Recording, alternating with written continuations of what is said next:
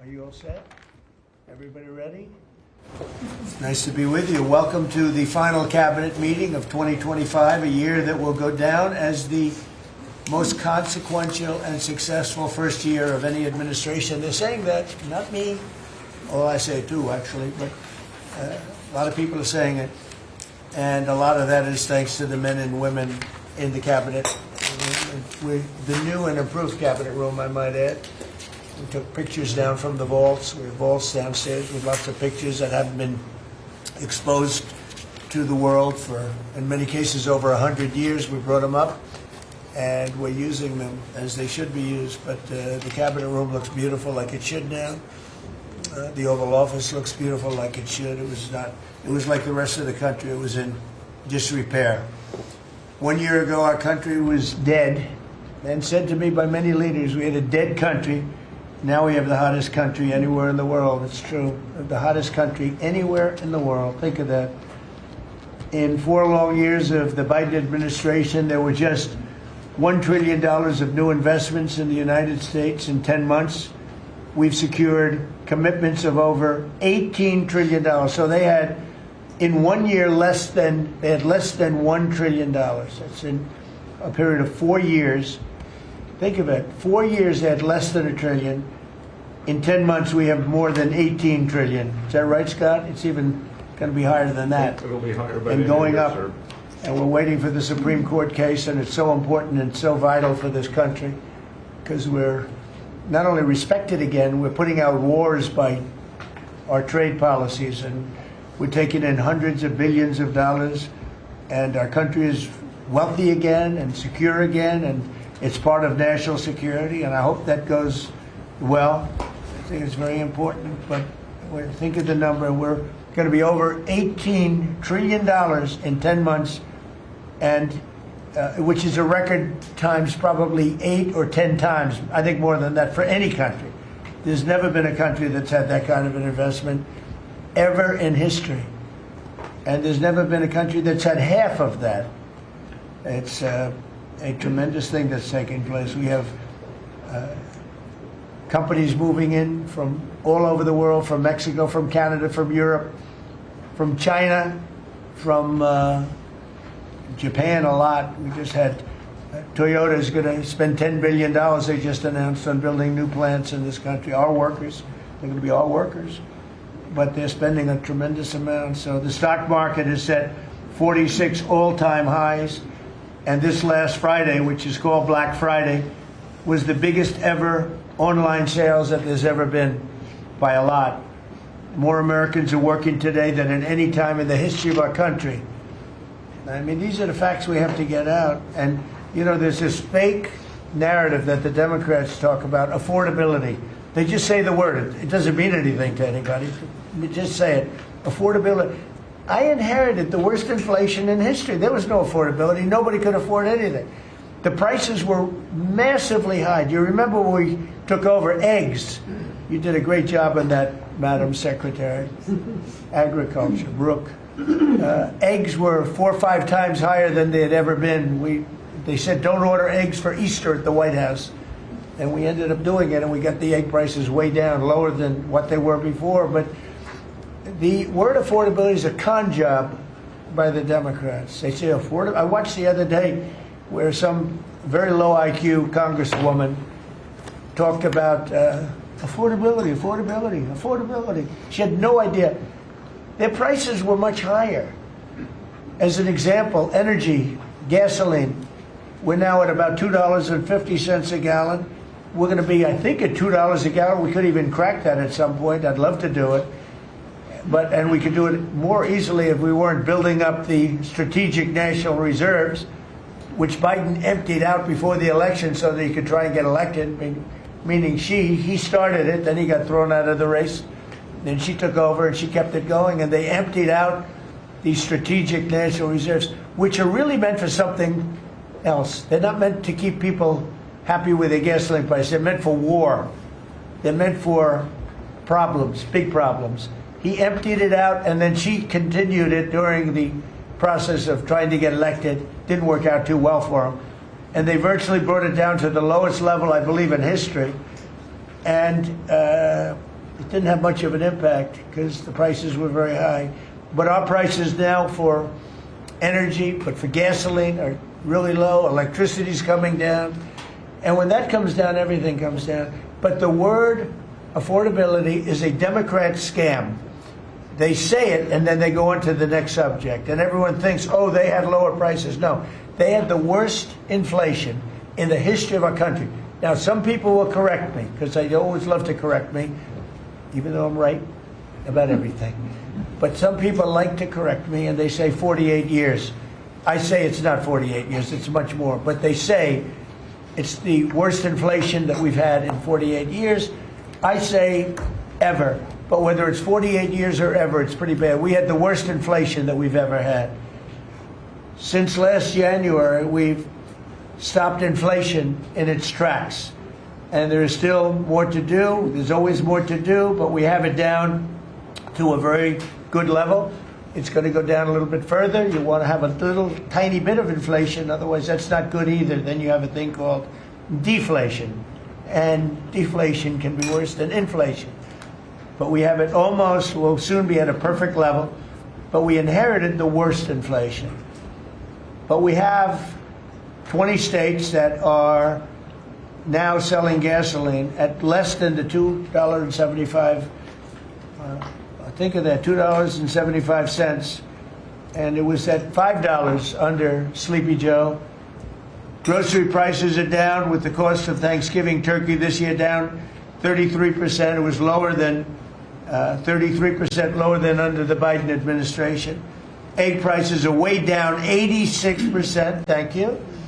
And mortgage rates, despite the fact that we have an incompetent chairman of the Fed, a real dope, who should reduce rates. I saw even Jamie Dimon said he should be reducing rates. I never saw Jamie Dimon say that. I wonder why he said that. But he really said it because he's right. But we have a guy that's just a stubborn ox who probably doesn't like your president, your favorite president. But they're going to be coming down. We'll be announcing somebody probably early next year for the new chairman of the Fed. I talked to Scott about taking the job, but he doesn't want it. You got the greatest job here. Yes, sir. Right? He said, no, I want to stay chairman. I want to stay right where we are, Treasury. And I think we're doing really great, aren't we? Yeah? We're doing great, sir. It's a great team to be part of. Yeah, no, it's amazing. Under my executive order to lower prescription drug prices, which I think is the single biggest thing we've ever done that nobody writes about because you're fake news. I've made unprecedented deals along with Bobby and Oz and all of the people that work on it. A lot of people that you wouldn't even think work on it, but they do, to slash drug prices by 200%, 300%, 400%, 500%, 600%, 700%, 800%. Nobody's ever heard of it before. Because I instituted favored nations, and no nation agreed to do it. And then I said to the nations, if you're not going to do it, I'm going to charge you 100% tariff, which is more money than we're talking about. And they said, sir, we'd love to do it. Please, we would be honored to do it. And they agreed that they would go along with the whole thing. Nobody thought you could do it because they felt, number one, you couldn't get the drug companies to do it.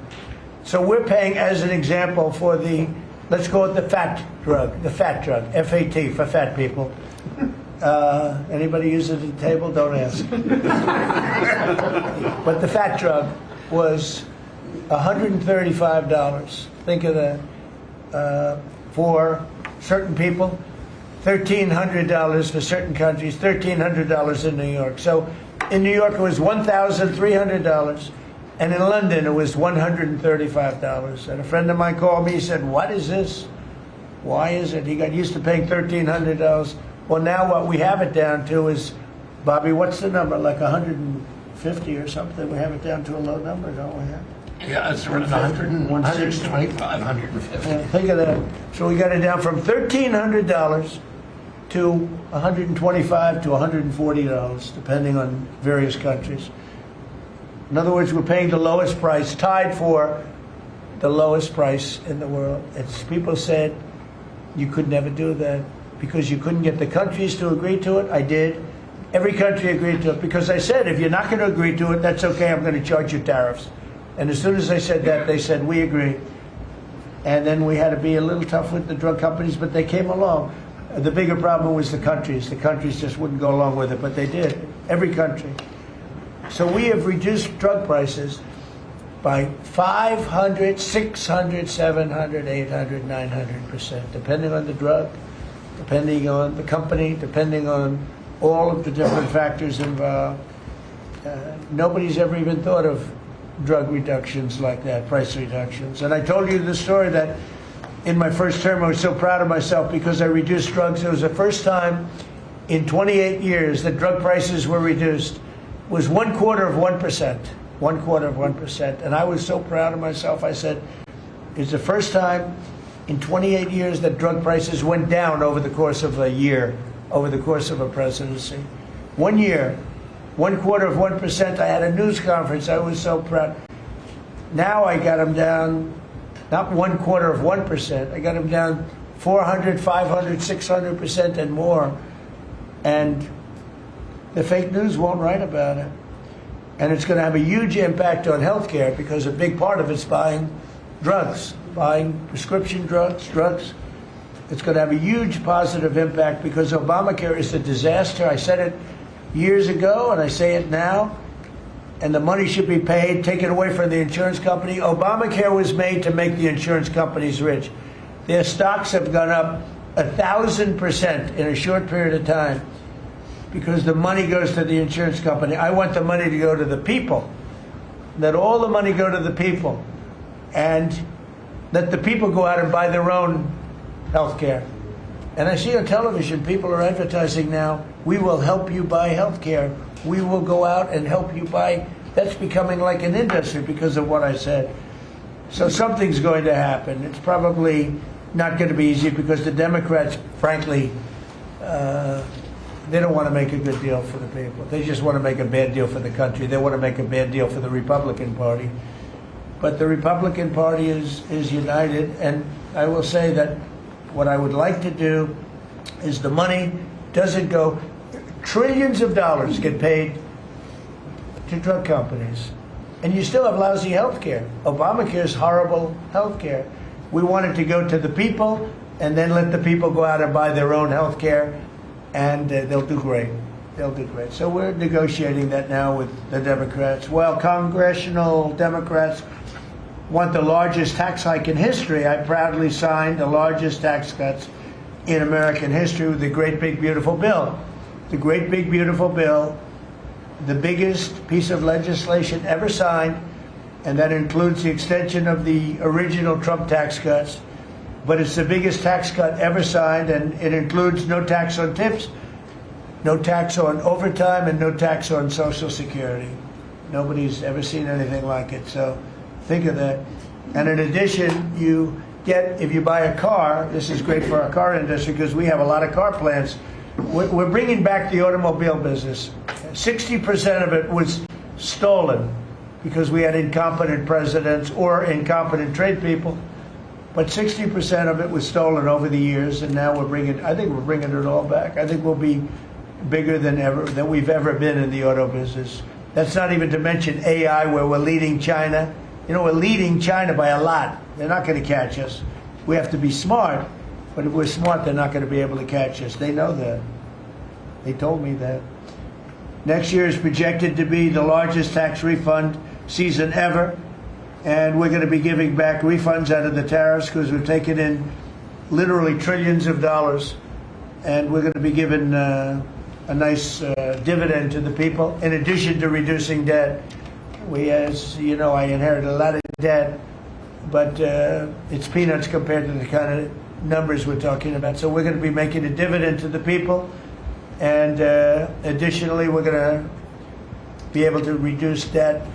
And as time goes by, over the next 2, 3, 4 years, those numbers are going to go up. And I believe that at some point in the not too distant future, you won't even have income tax to pay because the money we're taking in is so great, it's so enormous, that you're not going to have income tax to pay. Whether you get rid of it or just keep it around for fun or have it really low, much lower than it is now, but you won't be paying income tax. We've slashed $1 trillion in costly job-killing regulations, saving Americans an estimated $2,100 for a family of four. The Biden administration was the exact opposite, but times four. They went up $6,000. We went down $2,100. Think of that. To bring down energy, electricity, and utility prices, I ended the Green New Scam. They call it the Green New Scam, one of the greatest scams in the history of our country. They talked about global warming and all that crap, and what they've done to this country. What they've done by allowing 25 million people into our country, many of whom are criminals, many of whom 11,888 are murderers, and we have to get them out, and we're doing it. We're doing it. I think what the job that our law enforcement groups are doing, Christy, you and Tom and everybody, amazing. What you're doing is amazing. I terminated the insane electric vehicle mandate, and look, some people that make electric cars weren't happy with that. But we have to do that because you have to have a choice, whether it's a gasoline-powered car, and we have so much gasoline. You know, China doesn't have gasoline. We do. And whether it's a hybrid, which really are working really well, the combination of electric and gasoline-driven. But we, everybody was supposed to, by 2030, everybody had to own an electric car under the Biden stupidity. And not everybody wants to do that. I like electric cars. I like all cars. They're all good. They all have reasons. But you want to be able to go and buy what you want. I opposed historic tariffs that are now bringing in so much money that nobody's ever seen anything like it. And countries that were ripping us off, including allies, but they were ripping us off for years. I won't use the names. I won't mention Japan. I refuse to mention South Korea. I will not mention names. But they were ripping us off like nobody's ever been ripped off before, and taking horrible advantage of your country. And now we're making a lot of money. We're making a lot of money because of the tariffs that are pouring in. And it's really national security. Among everything else, it's national security. We've also rapidly turned the worst border crisis in world history. I believe we had the worst border ever in history. I don't care if you had a fourth world country. You know, we allow third world country in. We would allow fourth world war countries in also. It doesn't matter. There was never a border that was as bad as our border. We allowed anybody in with no checks, no vetting. So we've rapidly turned the worst border crisis in world history into the strongest border in the history of our country, and probably one of the strongest borders in the history of the world, because we have nobody coming through. And I want to thank our people. The Border Patrol is so amazing, ICE, and I want to thank the military for the backup, because they're standing right behind them, and that was really nasty for a period of months, and now it's no longer nasty. Now they don't even come up. Nobody comes up. It's an easy job. It made your job a lot easier because they know they're not going to get through. And we take people in, but they have to come in legally. For 6 months in a row, 0 illegal aliens have been admitted into the United States. You believe that? 0. We had millions of people coming in a year, millions. Now we have 0 for 6 months, and these are given by radical left people that do the numbers. I mean, they're not doing me any favor. They're being on. We don't have our net numbers are unbelievable. But we had 0 people in the last 6 months. Illegal border crossings along the U.S.-Mexico border have plummeted to the lowest level ever recorded. And nobody talks about that anymore. You know, it's crazy. They don't talk about it. You think they'd say, well, Trump's done a great job in the border. This country is being destroyed by the border. But you always find something new, like, is he in good health? Biden was great, but is Trump in good health? I sit here, I do 4 news conferences a day. I ask questions from very intelligent lunatics, you people. I give the right answers. There's never a scandal. There's never a problem. I give you answers that solve your little problems. You go back, and you can't find anything, but you do stories about Biden was in wonderful health. The guy didn't do a news conference for 8 months. If I go one day, I had one day where I didn't do a news conference, there's something wrong with the president. You people are crazy. I'll let you know when there's something wrong. There will be someday. That's going to happen to all of us. But right now, I think I'm sharper than I was 25 years ago, but who the hell knows? By the way, I took my physical. I got all A's, everything. But they said to me, would you like to take a cognitive test? I said, is it hard? They said, yes. I said, well, I'm a very smart person. Who was the last president to take one? No president has ever agreed to take one. Because when you get into the mid-questions, meaning, 10, question number 10, 11, 12, 28, 30, they get harder and harder. And they said, would you like to do it? I said, well, no reason to do it. Nobody's ever done it. I'll do it maybe, but there's really no reason. They said, sir, the problem is this is Walter Reed Hospital. And that's a military hospital. And that means that things are, sort of open. It's not like private where you have, if you do poorly, we'll have to, probably you'll find out. I said, I won't do poorly. I'm a smart person, not a stupid person. And as the doctor will tell you, I aced it. Right, Susie? I aced. I got every question right. And these are tough questions. These are questions that I would say 99% of the people that I'm talking to right now, meaning the people from the fake news, would not do well in those exams. But I'm the only one that took it. I got every single question right. And then I read in the New York Times, is Trump sharp? Trump is sharp. But they're not sharp. That's why they're going out of business, the New York Times. I hear that they're losing so much money, it's ridiculous. They're a bunch of fakers.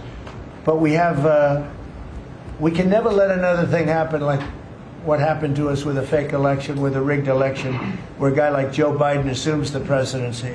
Because the man was grossly incompetent. And he was incompetent 30 years ago. But he was really incompetent for those last few years. And our country was put at great danger because of it. So for 6 months in a row, we had 0 people. Illegal border crossings along the U.S.-Mexico border have plummeted to the lowest level ever. Think of that. And the net benefit to our country is enormous, incalculable. America is strong and respected again. On the world stage, we're really respected. In fact, I went to a NATO and they were calling me the president of Europe. We're doing very well. We have a lot of respect. As you know, we have a problem with a war that our people are trying to settle now with Russia and Ukraine. We are not involved in the war monetarily anymore. Biden gave away $350 billion like it was candy. That's a massive amount of money. And much of it in cash, a lot of it in equipment. I don't give away anything. We sell the equipment to NATO. The European nations pay us for the equipment, 100% price. And then they bring it to Ukraine or whatever they do with it. But we're trying to get that settled. I've settled 8 wars. This would be the 9th. And our people are over in Russia right now to see if we can get it settled. Not an easy situation, let me tell you. What a mess. It's a war that never would have happened if I were president. Not even a chance. And it didn't happen for 4 years. We've renamed the Department of Defense the Department of War, and I thought that would be controversial. And frankly, I tell you what, I haven't met one person. There's not one person I've met that doesn't like it. Think of it. We won World War I, World War II, everything in between, everything before it. And then we said, let's change the name. So we changed it back to what it was, Department of War, and Pete's doing a great job. We ended 8 wars, think of that. 8 wars, but we're going to do one more, I think. I hope. Every time I end a war, they say, if President Trump ends that war, he's going to get the Nobel Prize. So I end that war. Well, he won't get it for that war, but if he ever gets it for the next war, now they're saying, if he ever ends the war with Russia and Ukraine, he's going to get the Nobel Prize. What about the other 8 wars? India, Pakistan. Think of all the wars I ended. I should get the Nobel Prize for every war, but I don't want to be greedy. Actually, the woman who got the Nobel Prize said, "You've got to be kidding. Trump deserves the Nobel Prize." And that was very nice of her. I appreciate it, which is true, actually. But I don't care about that. You know what I care about? I care about death. I care about all the people that are dying. And last month, 27,000 young people died, mostly young people, mostly soldiers, despite some missiles being shot into Kiev and other places. But think of it, mostly young people. 27,000 people died between Russia and Ukraine last month. What a shame. So we're restoring law and order to our cities and towns. If you look at what's happened, and I want to pay my deepest respects to those two incredible people from the National Guard in West Virginia they came from. I spoke to their parents. Sarah is gone. She passed away. She's looking down on us now, and she loves her parents, and they loved her. They were. Somebody said, "How are they doing?" I said, "The word is devastated." Doing. How are they going to do? They're devastated. The rest of their lives they're going to be devastated. She was an incredible person, highly respected, top of her class, everything. She was like a perfect human being.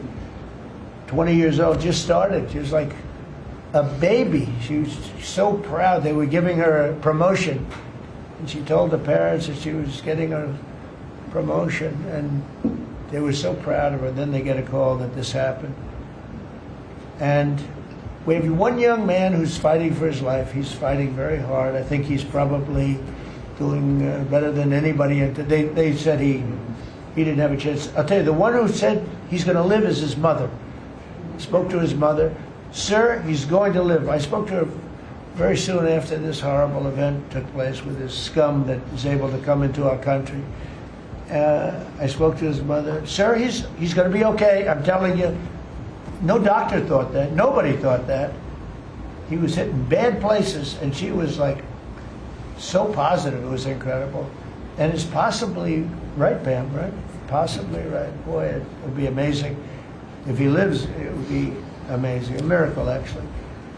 But we're very proud of those two people. We're very proud of the National Guard. We're very proud of our military and our police and our firemen and women. If you go back and take a look a year ago, year and a half ago, it all changed, I think, on November 5th, the day of the election.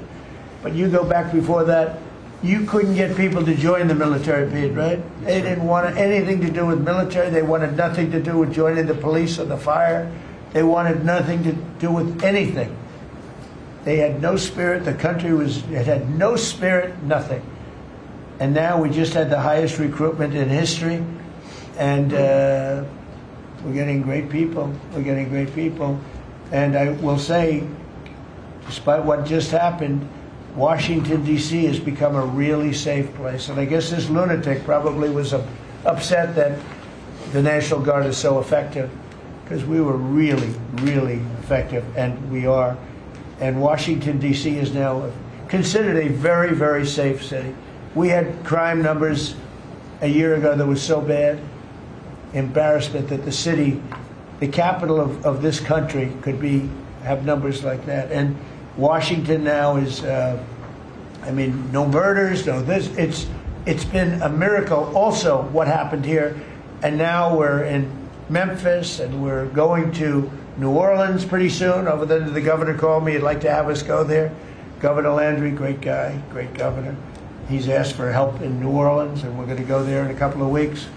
And we're doing a real job. Even Chicago's down a little bit because we have a minor force there. We could knock it down within 4 or 5 weeks. We could bring it down to almost nothing. But we have a governor that's grossly incompetent, and we have a mayor that's even more incompetent than the governor. He's a very low IQ person. And typically low IQ people don't make good mayors. So I want to thank all of our cabinet members. They're high IQ. Let me see, one, two. Yeah, generally speaking, a couple of them a little concerned about. No, but I want to thank, we have a great cabinet, an amazing cabinet, amazing people. All of them, sort of have become stars. We're getting credit for the good cabinet, actually. and I just want to wish everybody a great holiday. We've I think done a great job with the White House, bringing the White House back. You see the Palm Court that was redone. The Lincoln bedroom was redone. The Lincoln bathroom is now gorgeous, like it should have been. It was terrible green tile that was never the way it was supposed to be. It was done in the 1940s, actually, but it was not proper. And we're restoring the White House just like we're restoring the country, and people are thrilled. But the First Lady's done a beautiful job with the Christmas trees and all the decorations. I see the wreaths on the windows. I've never seen that before, on the windows of the White House. And you know, it's 4 stories high. I said, how did they get that wreath?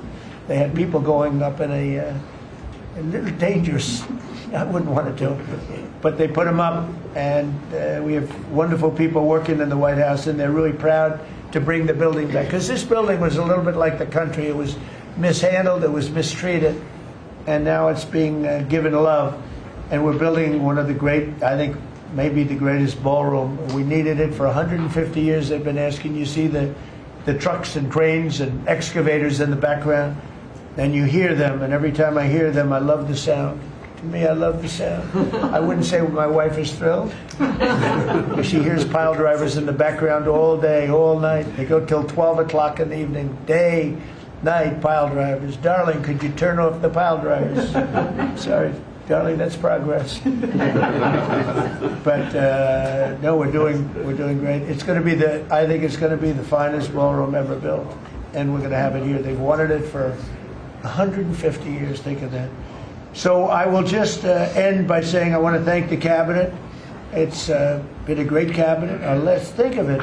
Time flies, but this is our last of the year, as I said, and I just think you've done a fantastic job. And we're going to go around the room. We'll go quickly, but we're going to go around the room, and we'll start with Pete, and you'll tell us about some of the achievements. And some of you have achievements that are so big, I don't want you to go through the whole thing because we don't have time. But we'll start with Pete, and then if you want, we'll take some questions at the end. Please, Pete.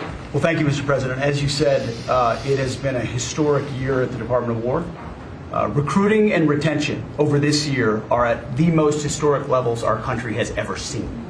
When I had a chance to be on an aircraft carrier destroyer over Thanksgiving, the spirit in our ranks since the election under President Trump is unprecedented. I've never seen anything like it as a soldier myself in uniform, and I know a lot of you feel the same way. We've ripped out the DEI and the political correctness. It's all merit-based at the department. We're getting back to basics: accountability, training, readiness, lethality, and that's reviving that spirit. And Mr. President, we're rebuilding the military, historic investments. I just took briefings on the Golden Dome and F-47, next generation capabilities that are going to make sure that for generations to come, America has the most powerful, most capable, most lethal military in the world, which you have rebuilt once and we're rebuilding again. And then we're reestablishing deterrence and credibility. If you look at what happened, we deal with every day the outcome of what happened in Afghanistan, the debacle under Joe Biden. We just dealt with it in the streets of Washington, D.C. with those 2 National Guardsmen. And then what happened on October 7th with Hamas, what happened in Ukraine, a war that never would have started under President Trump. We're having to rebuild that. So whether it's freedom of navigation and taking the fight to the Houthis, whether it's Midnight Hammer, those beautiful B-2s going 37 hours back and forth, undetected, delivering with precision, and Iran not getting nuclear capabilities, Europe and NATO stepping up to 5%, locking down our southwest border. It's been an honor to work with Christy and Tom and everyone else down there to lock it to 0, operational control of our border. And then it's getting after and going after narco-terrorists and designated terrorist organizations in our own hemisphere. As I've said, and I'll say again, we've only just begun striking narco boats and putting narco-terrorists at the bottom of the ocean because they've been poisoning the American people. And Joe Biden tried to approach it with kid gloves. And allowed them to come across the border, cartels take over community, 20 million people, hundreds of thousands of Americans poisoned. And President Trump said, no, we're taking the gloves off. We're taking the fight to these designated terror organizations. And it's exactly what we're doing. So we're stopping the drugs, we're striking the boats, we're defeating narco-terrorists, and we're standing... And you may say one thing, that drugs coming in through the sea by sea are down 91%. And I don't know who the 9% is. I'm not sure either, sir, because down 91% by sea. We've had a bit of a pause because it's hard to find boats to strike right now, which is the entire point, right? Deterrence has to matter, not arrest and hand over and then do it again, the rinse and repeat approach of previous administrations. This is meant to get after that approach. And I will just end by saying, as President Trump always has our back, we always have the back of our commanders who are making decisions in difficult situations, and we do in this case and all these strikes.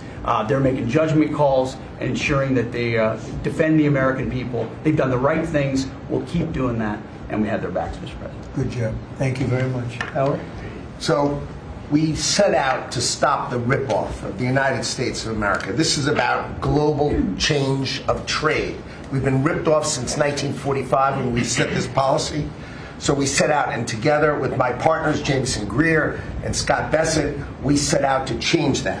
So we started, the first one was the UK deal, right? We asymmetric. They pay us 10%, and we get charged nothing. That allows us to export, and that began the process. Then we did the biggest, the European Union, 450 million people, $20 trillion economy. They completely opened their borders to us, and we charge them 15%. That makes America $100 billion a year and turns it back to where our economy is the best. And so it proved that President Trump's trade agenda was the right trade agenda. Then we go to Japan and Korea. They offer us $750 billion in cash to build in America at the president's direction. And we're going to start, as an example, nuclear. Right? We need to have a nuclear arsenal in America of power, the generation of power. So we're going to build hundreds of billions of dollars, financed by the Japanese and the Koreans, meaning they give us the money, we build it here, and we split the cash flow 50-50. We're going to build ships, $150 billion worth of ships in America. That changes the way things work. Right? After those trade deals, then you go to how are we going to reshore? Right? Let's start talking about the auto industry, right? We've been competed against by Koreans, the Japanese, the Europeans. We're kicking our tail. President Trump changed it. 25% tariffs, bring it all home. This year, General Motors stock up 40%, Ford up 34%, and on the same day that we announced we had set all the tariffs, Sean Fain, the head of the United Auto Workers, called and said, I can't believe I'm calling a Republican Secretary of Commerce to tell the president that this is the greatest administration for auto workers in America. Stocks up and auto workers up. That proves that President Trump understands how to take care of the whole ecosystem, both the companies and, more importantly, the people who work there. Semiconductors, right? We didn't build any. The Biden CHIPS Act was a $60 billion giveaway, right? We've now turned that. $300 billion is committed to America. That's going to go up to $750 billion in the next 60 days, right? And then you go to pharmaceuticals, right? $250 billion being invested in America, and then working together with Bobby Kennedy, right? Pounding away on that MFN, working together as a joint team. They're coming to over $250 billion and cutting prices in half. We did the golden share of U.S. Steel to make sure the Mon Valley is protected. Intel gave us 10% of the company, make tens of billions of dollars, right? And the last thing I will say is a year ago today, I was working on transition with President Trump, right? To build the greatest cabinet ever for the greatest president ever. And I, as I sit here today, I can't be more proud of how you did it, sir. You've created the greatest cabinet. It is a joy to be at this table. You know, one thing we will mention, so they came to see me from Intel, and they had a problem. I said, look, we'll fix your problem, but I think the United States is entitled to 10% of your company. And the chairman looked at me and he goes, you have a deal. Tell them, how much money have we made since I made that deal? It's only $40 billion. $40 billion. We made $40 billion. That was, what, 3 months ago? Does anybody write about it? Nobody writes about it. That's okay. Mr. Secretary, how we doing with transportation? Well, Mr. President, so just quickly on aviation, many of you have heard that we have an infrastructure made of copper. We have to transition to fiber. The last administration said it was going to take more than 10 years to complete the transition from copper to fiber. They had no plan to actually do it. We have already completed a third of this transition from copper to fiber. Now it's going to take longer for us to go from analog to digital. By the way, the rest of the world transitioned 20 years ago from analog to digital. We are just going to do that at the FAA right now. But we're buying new radios. We're going to buy new radar. By the way, those radar are going to be made in America, Mr. President. This phase of the operation will be completed by the time you leave office. It's 3 years. I do need another $20 billion, Congress, to start the second phase, which is really important, and we'll try to get that done also in that 3-year time period, but we need the money, critically important. With regard to commercial driver's license, I think we've covered a lot the crashes that have taken place around the country. And what we found is there have been states that have issued commercial driver's license to foreigners, and they've gone through sham schools, and they're not safe on American roadways. And so, in partnership with Secretary Noem, we have driven those numbers down. We got California, Gavin Newsom, to revoke 17,000 unlawfully issued licenses. We've closed down half of the fake schools that give out these fake licenses, all critically important. Governor Tim Walz of Minnesota gave 33% of these licenses unlawfully. People that should never have a driver's license driving a big rig on American roads, endangering the American people, shameful. We've cleaned up Union Station here in D.C. per your directive.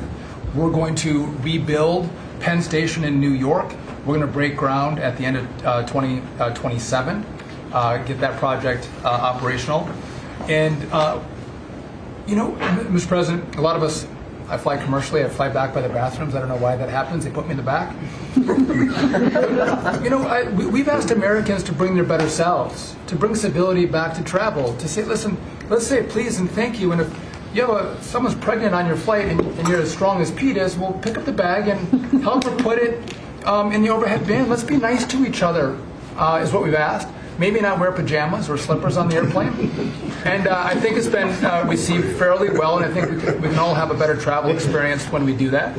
And just the last point I'll make is there was a big football game where the Merchant Marine Academy that falls under DOT actually beat the Coast Guard with Kristi Noem. We beat them by 1 point, and so we're very proud of that. And so well done, Kings Pointers. So a little bit in a nutshell, we're rebuilding the air traffic control under boot edge. There's supposed to be boot edge. Who's another grossly incompetent person? He'd get in his bicycle, ride to work, and he was just terrible. What they do is they take the fiber optics and they take fiber trying to hook it into copper, and fiber and copper don't mix. You can't do it. But people knew that for the last 30 years since they started doing the fiber. And they spent billions of dollars, and it didn't work. And you saw that by the helicopter crash. You saw that by Into the Plane.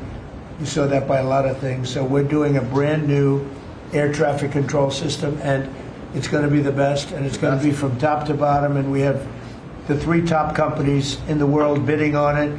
And it's going to be one bid, and we're going to have one company responsible, and it'll be the best system. And it's going to make this. Look, our skies are safe. Otherwise, we wouldn't let people fly. But we're going to have the safest skies. We're going to have the best system anywhere in the world. We're also going to rebuild Dulles Airport because it's not a good airport. It should be a great airport, and it's not a good airport at all. It's a terrible airport. It was incorrectly designed with a good building. Actually, it's got a beautiful terminal. Saarinen was the architect, one of the greatest architects in the world at the time. A great architect. And so they have a great building and a bad airport. But we're going to turn that around, and we're going to make Dulles Airport, serving Washington and Virginia, Maryland, etc. We're going to make that into something really spectacular. We have an amazing plan for it. And other things, but you're doing a really good job. I appreciate it. The people movers of Dulles, we had a crash recently.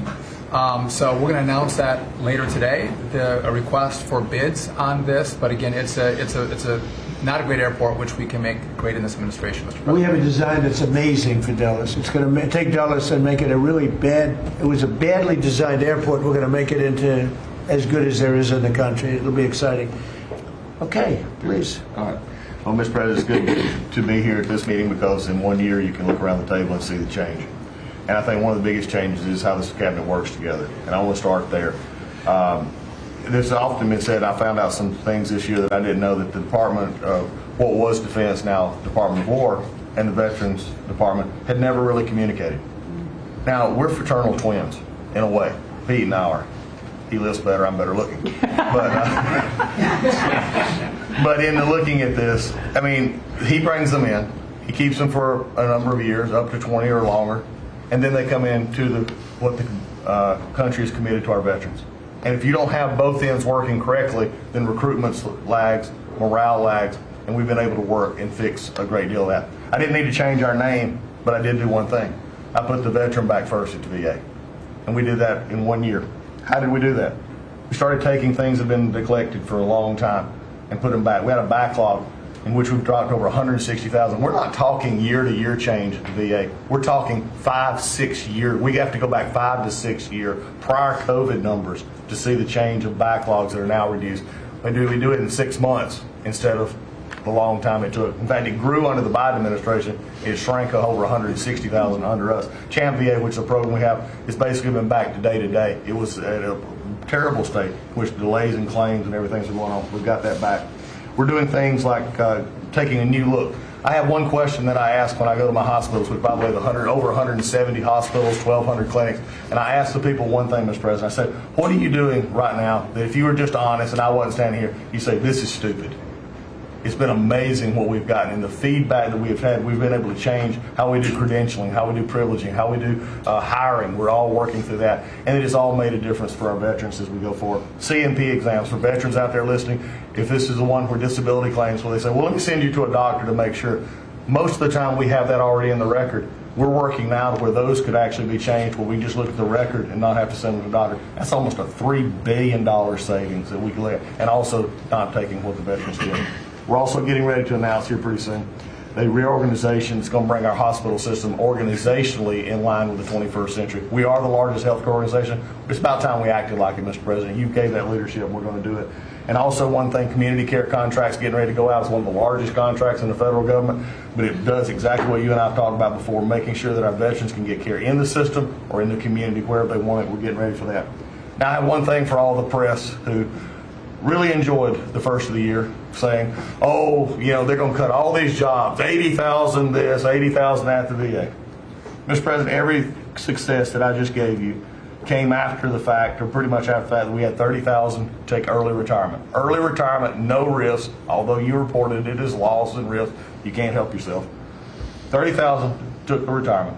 Every bit of the success that I just told you about came with a reduced workforce. There was a motivated workforce that said, how can we take care of veterans? That's what this cabinet does. That's what we're doing for you. Good. And you've got the highest approval rating we've ever had at the VA, so that tells you something. You're doing a great job. Thank you very much. Jameson, please. Well, there's been some activity on trade this year. For about 75 years, we had a system, global trading system, that was premised on the United States having totally open borders, right? Not just on immigration, but on goods and services, and everyone else generally kept higher tariffs, higher non-tariff barriers, etc. Obviously, the outcome was we had a huge trade deficit. You took it head on. You gave all of us who work on the file a lot of leverage. So we spent the past 10 months or whatever we've been doing now just going around the world and flipping the script. So now we're in a situation where we've protected our industries, we have the tariffs, and the other countries have decided to take their tariffs down and non-tariff barriers. And we've done it in a very constructive way. We've achieved agreements on reciprocal trade, which are a new kind of trade agreement that's really focused on making sure we have balanced trade, we have reciprocal trade, that we're treating each other fairly. And it's been embraced by the international community. And it's going to be exciting to see what it's like 5 years, 10 years from now, because you've changed it. And that's how it's going to be now. And I think you should be commended for it, and we look forward to seeing what comes in the next few years. Thank you very much. You're doing great. He's doing a great job. Thank you very much. Please. Thank you, Mr. President. Last time I was here, I said that the amount of dereg that we had for regulatory was 30 to 1. Since then, it's up to 48 to 1. Your goal had been 10 to 1, which was in excess of 6 to 1 in the first term.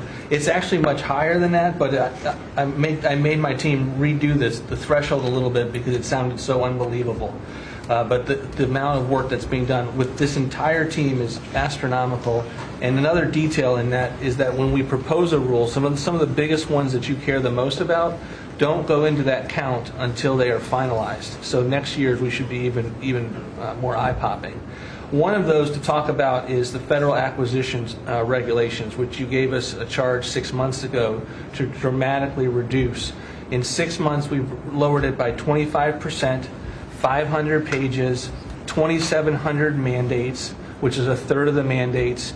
That's going to lead to savings, competition, and speed. So probably $40 billion for the agencies in savings over the course of 10 years. When we get up and running, it'll be north of between $200 and $400 billion. Competition, about 45% of government bids only have one bidder. So you got no competition in that situation.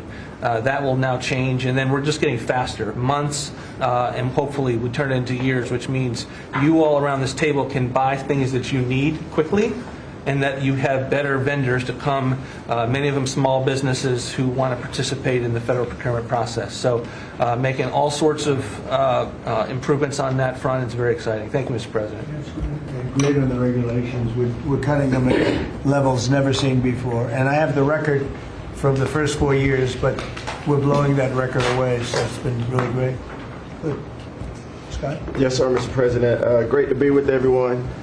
And, you know, when you were giving your report, which was fantastic, and I listened to the report of all my colleagues here and those that will come, it reminds me when I played in the NFL, we had this thing called game film. You know all about film. And we had a saying that said, the film don't lie. The film tells the real story. And I hope that the American people, when they watch the film that's going on now in this time in our history, that they will see that America is greater today than it ever has been. And so I thank you for that. And thank you for giving us good stories that we can tell for the American people. Scott, we're saving our country. Yes, sir. Okay? And I don't want to be braggadocious. We're saving our country. Our country was going down and would never have been able to come back. We're saving all of us, but we're saving our country. All right, go ahead, please. Yes, sir. So at Housing and Urban Development, in keeping with your executive order, sir, in making America's streets safe and beautiful again, we've been very intentional about making public housing in our country safe. And I want people to know, our colleagues know this, but people in America know that we actually care about people that live in public housing around our country. A lot of public housing is wrought with crime, sex trafficking, drug trafficking, illicit drugs, illegal aliens living in public housing, but we've put them on notice to let you know that it's not lost on us. We care about the people, we're paying attention to it, and we're going to root out crime in public housing. We've been very focused on working with the Memphis Safe Task Force, the DC Safe and Beautiful Task Force, working with Pam and Christy and others, and law enforcement. Our law enforcement is tremendous. Every single night they go out and they go to public housing to make sure that our people are safe, mothers and children are safe. And so at HUD, you know, it's a different day. We're running new plays. The film was real bad when I came in, I'm going to be honest. But we are giving the people that live in public housing the assurance that they will be safe. And we also announced a new crime hotline, sir, that people that live in public housing, if they see criminal activity, if they see illegals living there, if they see drug trafficking, if you see it, if you hear it, report it. Don't be afraid. And so work with our Office of Inspector General. We've set up this crime hotline, and also working with Christy and Department of Homeland Security, making sure that everyone that lives inside of public housing is accounted for and that they are American people. And so I say that and I emphasize that to know that we prioritize American people and American people only. Lastly, sir, in Atlantic City, we took over the Atlantic City public housing because the living conditions were deplorable. And they have people that have been living there for 3 generations, and they were being treated very bad. And so I took it so that we can now give people a safe place to stay. And working with the First Lady in the Foster Youth Initiative has been a great joy for me and our team. So thank you for doing that executive order to make sure that our foster youth have a safe landing pad and have financial literacy as they age out of the foster youth system. And sir, you talked about affordability. HUD has supported over 1 million Americans in home ownership and affordability, and over 560,000 are first-time home buyers. So I hope that the press will write about that good news, that 1 million people are able to own a home and to refinance their homes. And sir, we are moving our building from D.C. to Alexandria, Virginia. So thank you for your support. We're going to save the American people by $500 million. So that's my report. Thank you, sir. Thank you, Scott. Well, coming off of Thanksgiving, moving towards Christmas, I think it's the season of Thanksgiving, and 2 words for me are gratitude and joy. Gratitude to you for, as Howard said, bringing this team together. I say a lot, but I'll say it again, that this is like family at this point, and I don't know that there's ever been an organization like this, at least a government like this, in the history of our country. These jobs are hard, but the joy every day in getting to fight for America and save the country is the privilege of all of our lifetimes, I believe. So thank you for that. At U.S. Department of Agriculture, the People's Department, Abraham Lincoln launched this department in 1862. But under your leadership, we have finally, again, put farmers and ranchers and rural America first. In the last year, it's no longer DEI, climate change, sending out money based on the color of a farmer's skin. It's now about literally putting farmers back at the center of it. And under the last administration, we talked a lot about affordability. We'll continue to talk about that. But under the Biden administration and the destruction of our economy and the cost of inflation, interest rates for farmers and ranchers went up 73%. Labor went up 47%. Fertilizer went up 36%. Fuel went up 28%. So when you think about the extreme economic strain that a lot of our farmers are under in our farm economy, these are massive, massive numbers that will take some time to get out from under. But we've already seen the beginnings of the movement toward more affordable food, housing, fuel, et cetera, and that will only continue to trend as we work to solve those issues. My partners in trade, of course, they do the work, but I'm constantly talking to them about selling more soybeans, selling more corn, getting more of our products out. But when we really think about how to solve for this idea that for so long our farmers, many of them have been farming for government checks instead of moving their product around the world, these trade deals change that forever. And it isn't one trade deal or 2 trade deals, it's dozens of trade deals. And so talking about rural prosperity and bringing the golden age back to rural America, which has been lost for too long. And we're going to focus on that next year, hopefully with our Vice President, many of our cabinet members. But the opportunity to do that under these new trade deals is unprecedented. And so just putting farmers first, our ranchers first, Mr. President, is such a huge priority and an accomplishment of the last year. The second quick thing is lawfare, and I know you know this better than anyone in the country.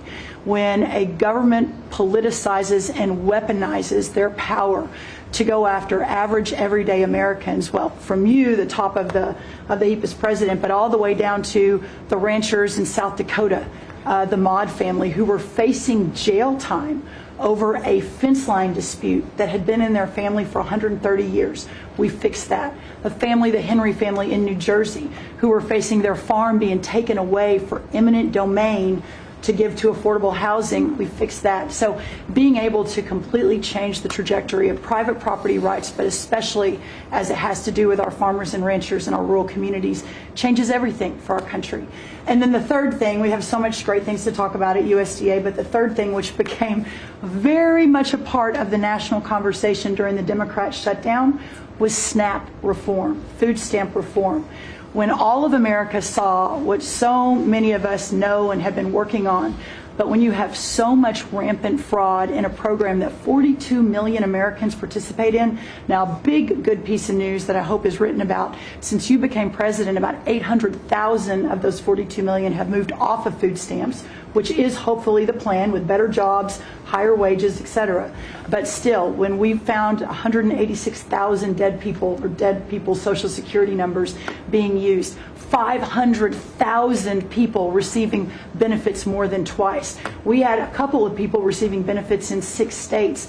In February of this year, we asked for all the states for the first time to turn over their data to the federal government, to let the USDA partner with them to root out this fraud, to make sure that those who really need food stamps are getting them, but also to ensure that the American taxpayer is protected.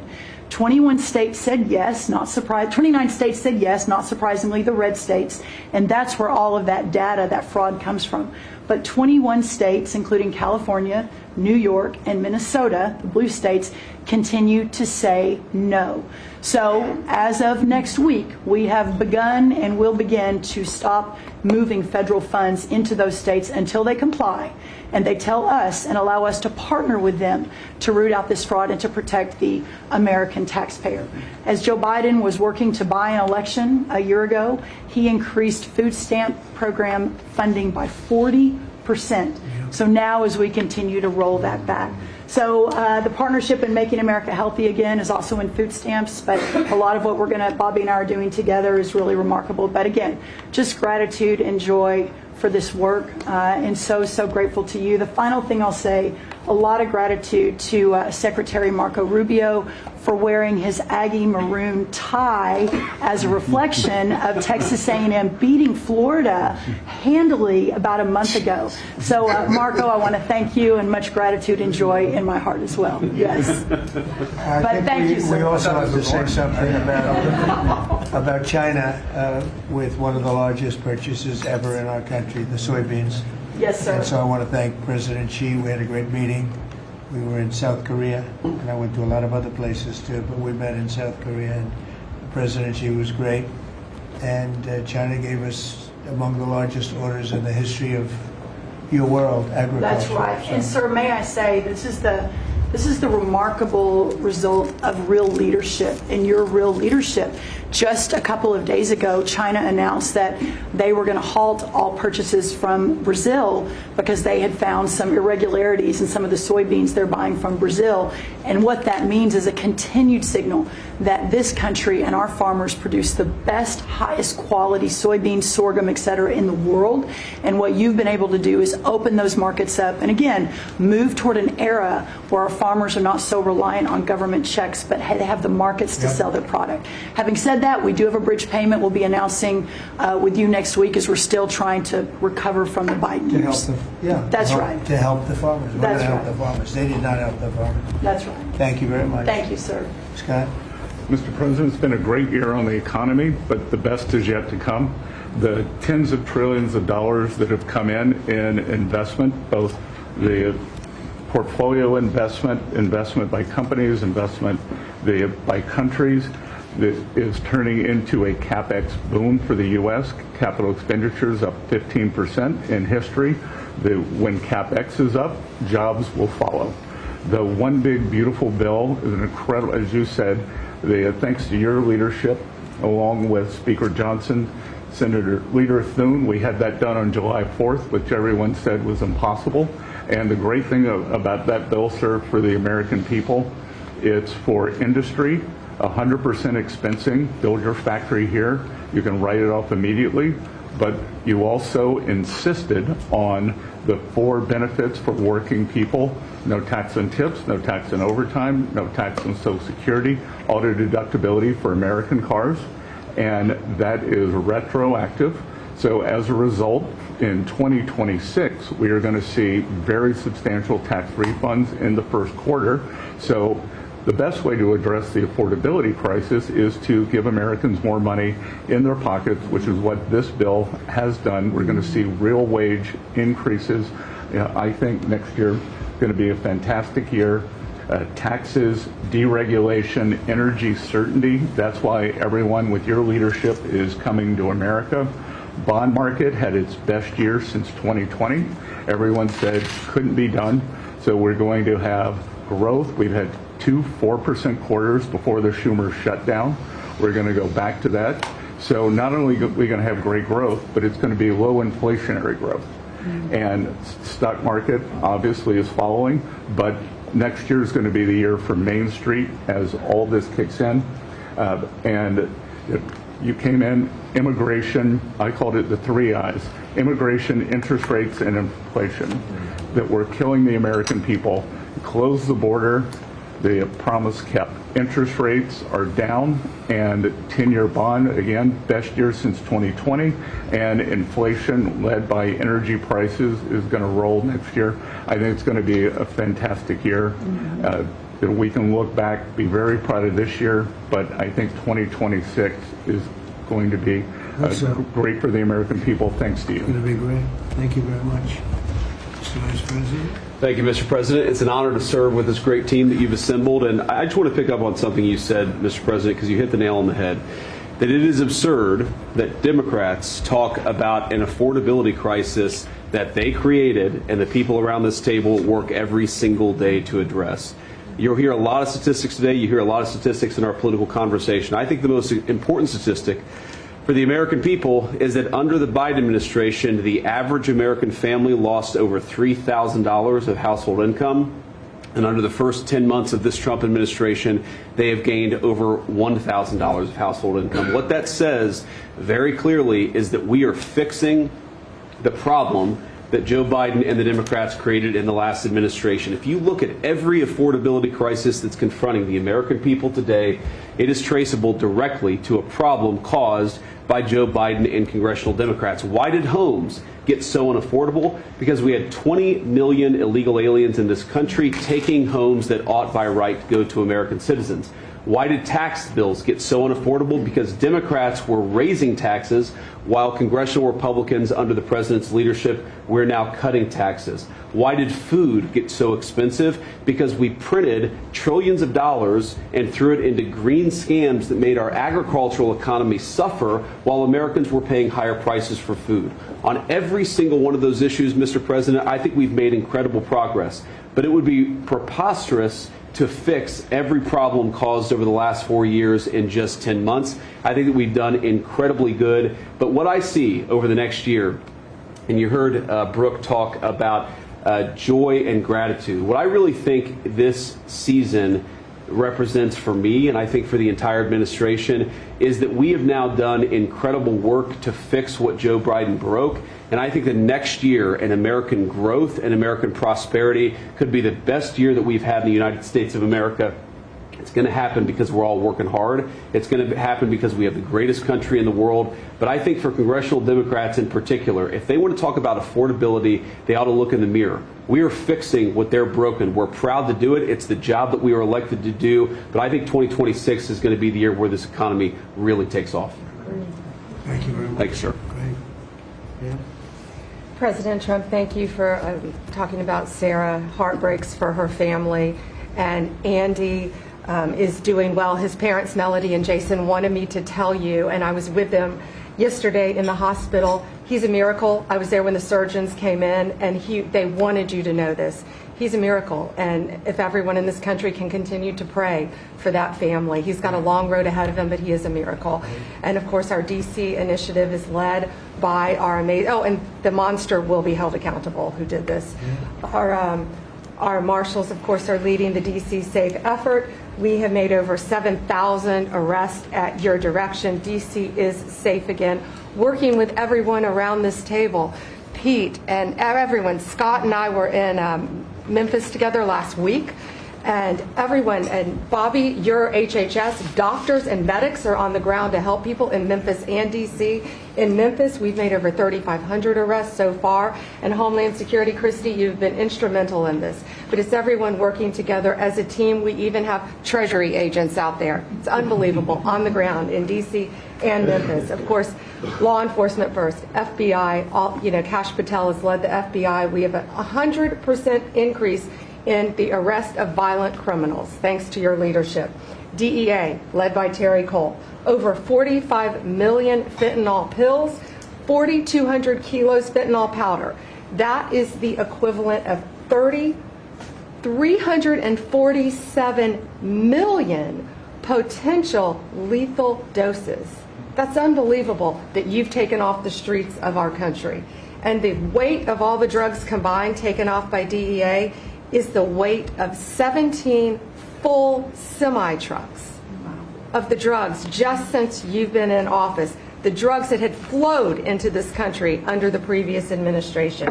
ATF, led by Rob Sakata, has seized more than 31,000 illegal guns. 31,000. Unbelievable at your leadership. 19,000 of those were from trafficking cases. We've been sued on the legal front now. We have been sued 575 times. 575 times. More than every administration going back to Reagan combined. Most recently, yesterday, I was sued by an immigration judge who we fired. One of the reasons, she said she was a woman. Last I checked, I was a woman as well. 24 Supreme Court wins, President Trump, 92% success rate. We told you it would take a while to get to the Supreme Court. We're doing it at record speed, led by John Sauer, of course, Sarah and Hosh, all working together. Immigration, we're winning. Nationwide injunctions, ending DEI funding, working to secure that our federal workforce is aligned with your America First agenda. Representing pretty much everyone in this room. We met with your general counsel yesterday, Doug, working with everyone. It's nonstop. ICE, of course, we're winning there with Christie. We're Brooks, SNAP benefits, won there. Marco, USAID. Pete, National Guard, of course, going nonstop. Our U.S. attorneys are fighting violent crime, working around the clock to make America safe again, which was your directive. Our Civil Rights Division, suing Gavin Newsom 3 times now, Prop 50, keeping boys out of girls' sports, and in-state tuition for illegal aliens. We've sued over election integrity. We are litigating major universities with Linda. Thank you, our Civil Rights Division, for everything that you've done to end DEI in our schools. Our Civil Division fighting sanctuary cities every single day. And of course, our Antitrust Division with Google, major settlement. Our attorneys are working on terrorism, TDA, MS-13, Antifa, President Trump.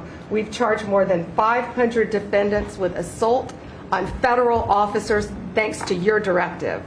And also, we have dropped countless cases against Americans that were prosecuted under the Biden administration, including J6, COVID, FACE Act, and more. And as everyone knows, we cannot talk about pending grand jury investigations, but no one is above the law, and that includes what happened in Arctic frost.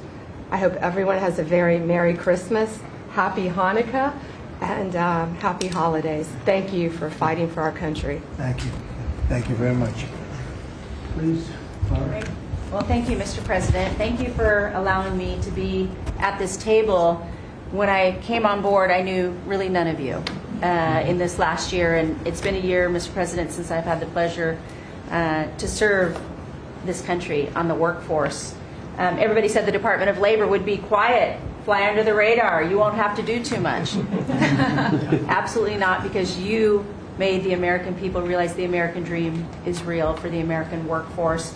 And it's been under your leadership, Mr. President, that over 2 million jobs that has been created since you started have been native-born workers. And that is the difference between this presidency, this administration, as opposed to the Biden administration, where mostly foreign-born or federal government jobs. And I think through the private sector, over 2 million jobs of native-born. And so the Labor Department has wasted no time in putting that into action with our Make America Skilled Again, either grant dollars, but the intentionality of the apprenticeship program, 1 million active apprentices across this country. We have done over 250,000 new apprentices so far in the first year and registered over 2,000 new apprenticeship programs. Why do we need the apprenticeship programs with the men and women in the trades?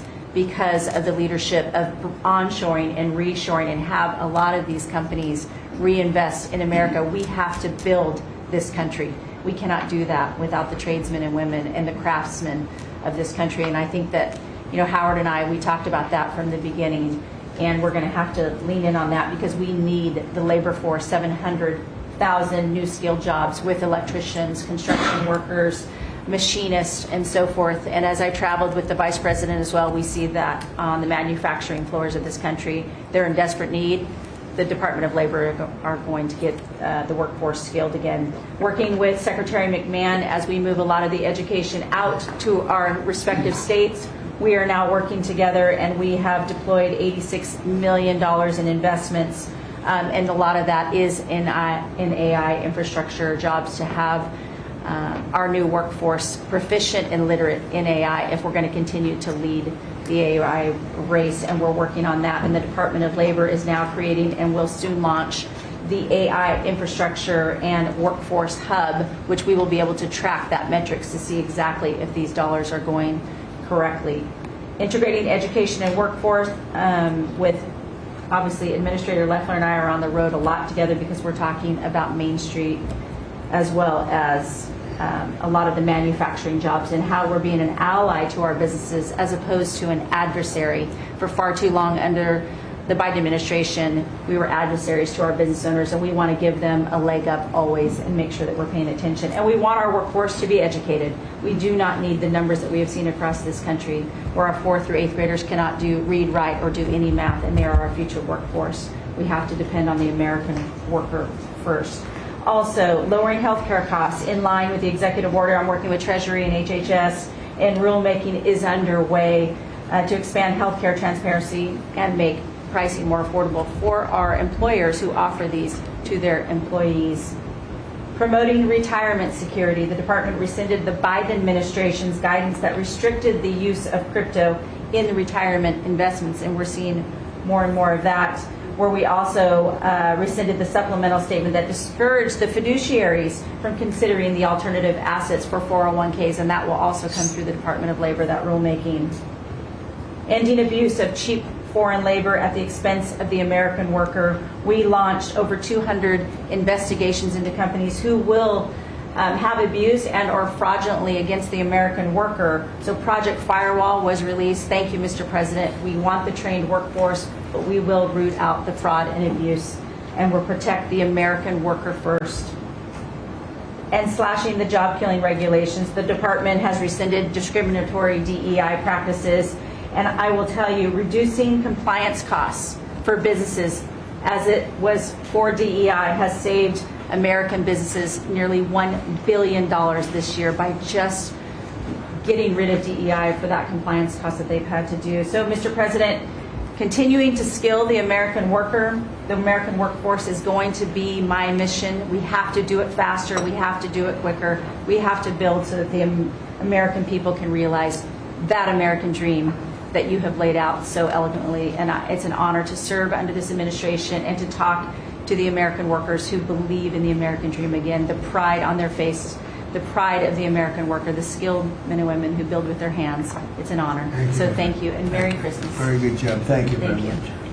Chris?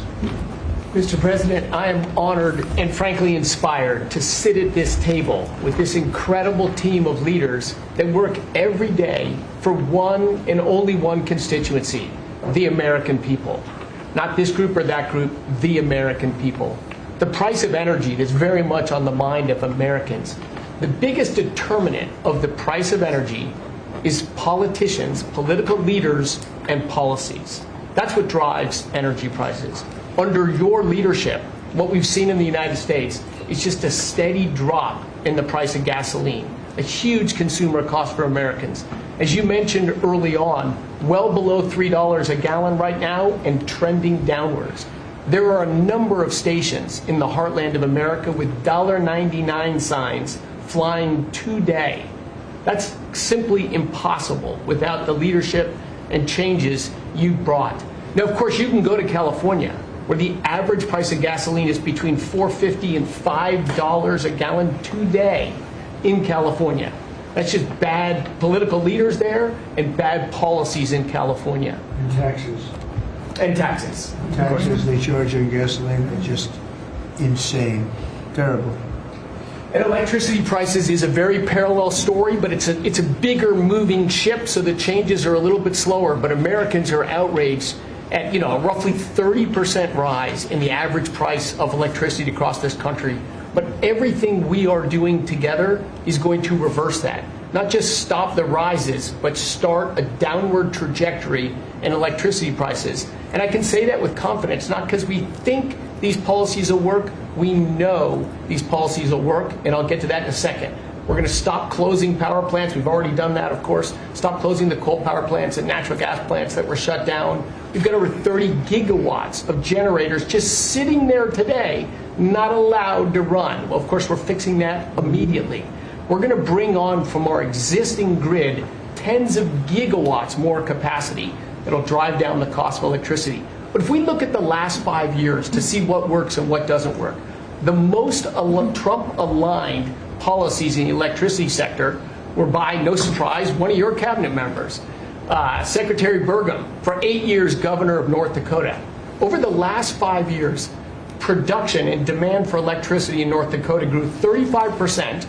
Think what data center boom's going to do. And what happened? Electricity prices went down. Didn't rise slowly. They actually went down those 5 years. That's the answer. Trump-aligned energy policies increased demand for electricity. Nebraska and Texas, more Trump-aligned states, had significant growth in demand for electricity. They had electricity price rises, but well below the price of inflation. Unfortunately, Biden brought all of us a lot of inflation. If you look at the other end of the spectrum, California, New York, Massachusetts, Connecticut, Maryland, I could go on. What happened in those states? Policies and politicians that force the building of unreliable electricity generation, which requires new infrastructure and transmission lines. And what happened? Today they produce less electricity than they did 5 years ago. A lot of spending money and less electricity. What does that mean? Of course, much faster rises in the price of electricity. Blue states have had 1.5 times faster rise in electricity prices than red states. Red states alone, less than inflation. We need to bring those policies. You are bringing those policies to the national level. We hope the blue states will come along with us, but your policies are going to start the decline of electricity prices nationwide under your leadership by just bringing back common sense. So thank you for allowing me to be part of this team. For people here who are focused on winning, special thanks to Howard and Scotty who were there with me to see the Denver Broncos win on Monday night. Now we want nationwide wins on energy for 3 more years. And we're doing more energy production than we've ever done by far right now. Records across the board that will continue to be reset every year you're in office. Thank you very much. Well, Mr. President, thank you for giving me a very interesting job. Some days it's a little controversial too, but it's been an honor to work for you. You are a great American. The fights that you pick are the right fights, and they're always on behalf of this country. So I appreciate the chance to do this job heading up this department. If you think about what Joe Biden did with the Department of Homeland Security, he used this department to invade the country with terrorists. He opened up the borders, let anybody come in that wanted to. He put them on airplanes. He let them through our airports. If they could figure out a way to get to our shores and in our country, he just opened the door and invited them in. So it's our job to get them out. And I want to thank you for this team, because I look around the table and I think every single person here has helped me do my job over the last year. They've supported us at the border and given us resources. Marco negotiates all the travel documents and relationships with other countries to take our people home. 2 million people have gone home already. The people that were here illegally, you've removed from our country and sent home. And we're going to send more home for the holidays too, and make sure that they get to be with their families in their countries. Yes. Mostly the bad ones. That's right. Focus is the bad ones. That's right. And there are a lot of them. Terrible, horrible people. And Pam makes sure she's fighting for us in court so that we can get up every day and be bold. We're going to hire our 10,000th ICE officer. Will be on the job within 10 days. So we have hired 10,000. We've had hundreds of thousands of applications. We've got within the department, TSA went through this government shutdown without any delays. They all showed up for their shifts and worked hard doing security. and they have been absolutely fantastic. Sir, you made it through hurricane season without a hurricane. Yeah. And so FEMA, you kept the hurricanes away. So we appreciate that. And FEMA is deploying resources and dollars 150% faster than ever before. So if somebody does have something bad that happens to them, you are immediately there helping them and telling them they have the resources to get back up on their feet. So we have built and deployed hundreds of miles of border already. You have cut the fentanyl flow over the southern border by over 56%. You've saved hundreds of millions of lives with the cocaine you've blown up in the Caribbean. And, you told me to look into Minnesota and their fraud on visas and their programs. 50% of them are fraudulent, which means that wacko Governor Walz either is an idiot or he did it on purpose. And I think he's bold, sir. He brought people in there illegally that never should have been in this country, said they were somebody that they're not. They said they were married to somebody who was their brother or somebody else. Fraudulent visa applications, signed up for government programs, took hundreds of billions of dollars from the taxpayers, and we're going to remove them and we're going to get our money back. And we're going to, this next year, make sure that we only put people in leadership positions in this country that love this country and have its back. So thank you for letting us get up every day and have a purpose. We Thank you appreciate very it. much. Thanks, Chrissy. Appreciate it. Mr. President, you're exactly right. We are saving this country. We're doing it one Main Street at a time, and we're doing it at record speed and at record levels. Under your leadership, small business optimism, according to the U.S. Chamber Index for small businesses, has reached an all-time high in the history of that index. So on Main Street, the economy is coming back thanks to your leadership, thanks to getting Biden inflation under control. Small businesses' number one concern right now is finding skilled labor, and that's why Secretary Chavez DeRemer and I have entered into an MOU to speed that workforce to small businesses that under this administration are now at record levels. 36 million small businesses have now taken on board, for the first time in the SBA's history, $100 billion. That's $45 billion in small business lending at 85,000 small businesses, most of that under your term, and $52 billion out to small business investment companies. So we are running this agency like the best run bank in the country. We are growing small businesses across Main Street, and we're deregulating to the tune of $100 billion, working with all my fellow cabinet members. And thank you for putting together the best cabinet in history. Iron sharpens iron, and thank you for bringing such a strong leadership group together. And then finally, I've walked factory floors from Alaska to Maine, and the workers, the small businesses, most manufacturers in this country are small businesses, 600,000 of them. They are so grateful to your fair trade, low inflation, deregulation agenda that is creating national security and economic security in this country like never before. And so I want to also finally thank you for bringing faith back to the White House, to this administration. I want to thank Brooke for hosting the Cabinet Bible Study and invite everyone tomorrow to Bible study and making this country something that we can be so proud of under your leadership. And I am so blessed and honored to be part of this team. So thank you, Mr. President. Thank you very much. Thank you, Mr. President, for your leadership. I am truly grateful to be a member of your team here at this table to help support you in delivering on the promises that you made to the American people. You came in with a very clear mandate of taking on the rampant weaponization, politicization of the intelligence community and federal law enforcement, experiencing yourself, the deep state abusing their power as they have against you, your family, and so many of the American people. Bring out accountability truly for those who have abused their power, making sure that the intelligence community is supporting your efforts in keeping the American people safe, secure, and free, and being the president of peace. I'm grateful to be in this position as your Director of National Intelligence to support you in these efforts, and I'll cover very briefly what we've done over the last year under your leadership and what we look forward to continuing to focus on next year. First of all, under your leadership, again, we've taken on a historic effort for transparency, declassification, and exposing these abuses of power by these deep state actors.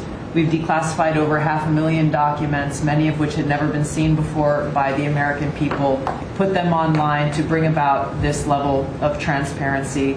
We formed a weaponization working group, again, to be able to go after a lot of these abuses of power that have never seen the light of day, to support the accountability that under Pam Bondi's leadership in the Department of Justice is coming about.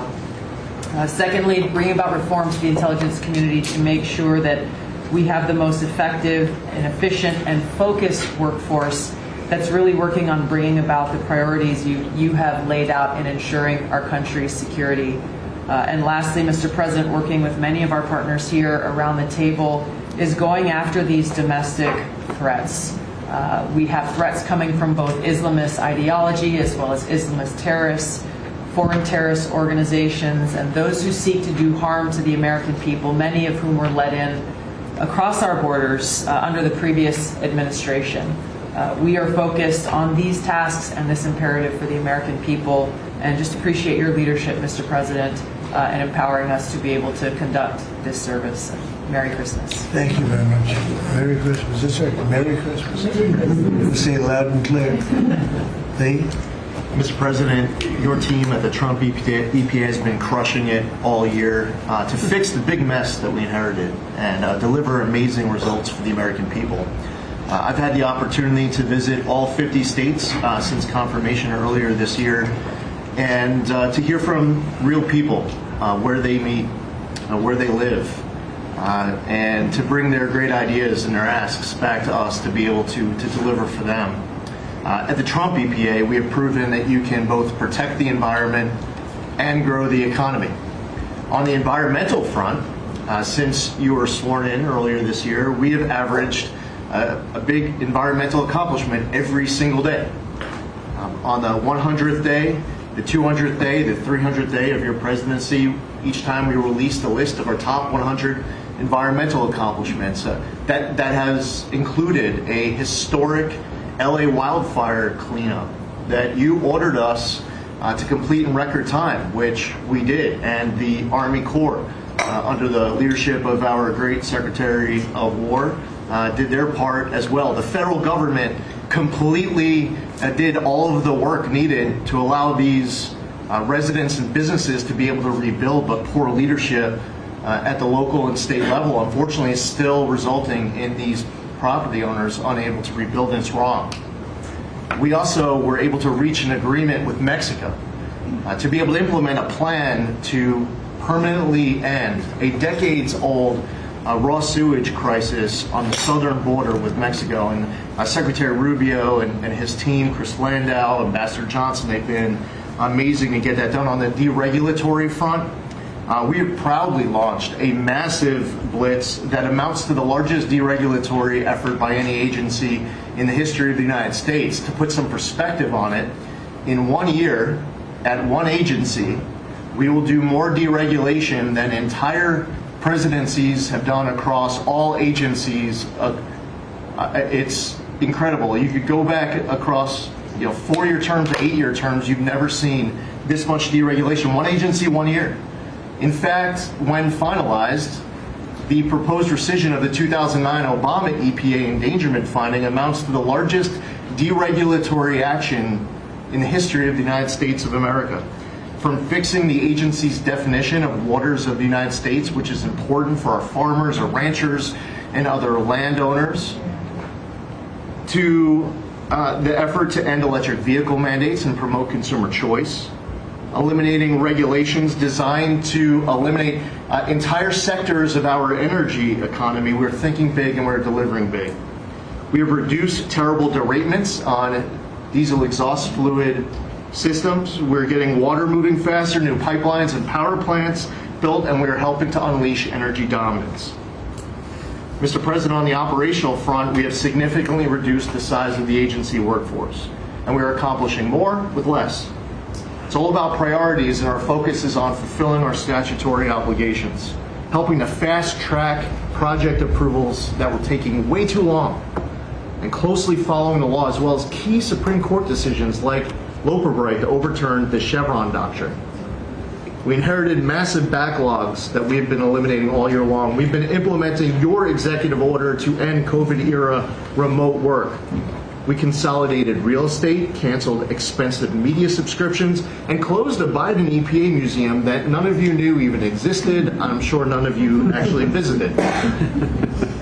To put it another way, in 2024, the Biden EPA obligated and spent over $60 billion in 1 year, an agency with an operational budget of about $10 billion a year.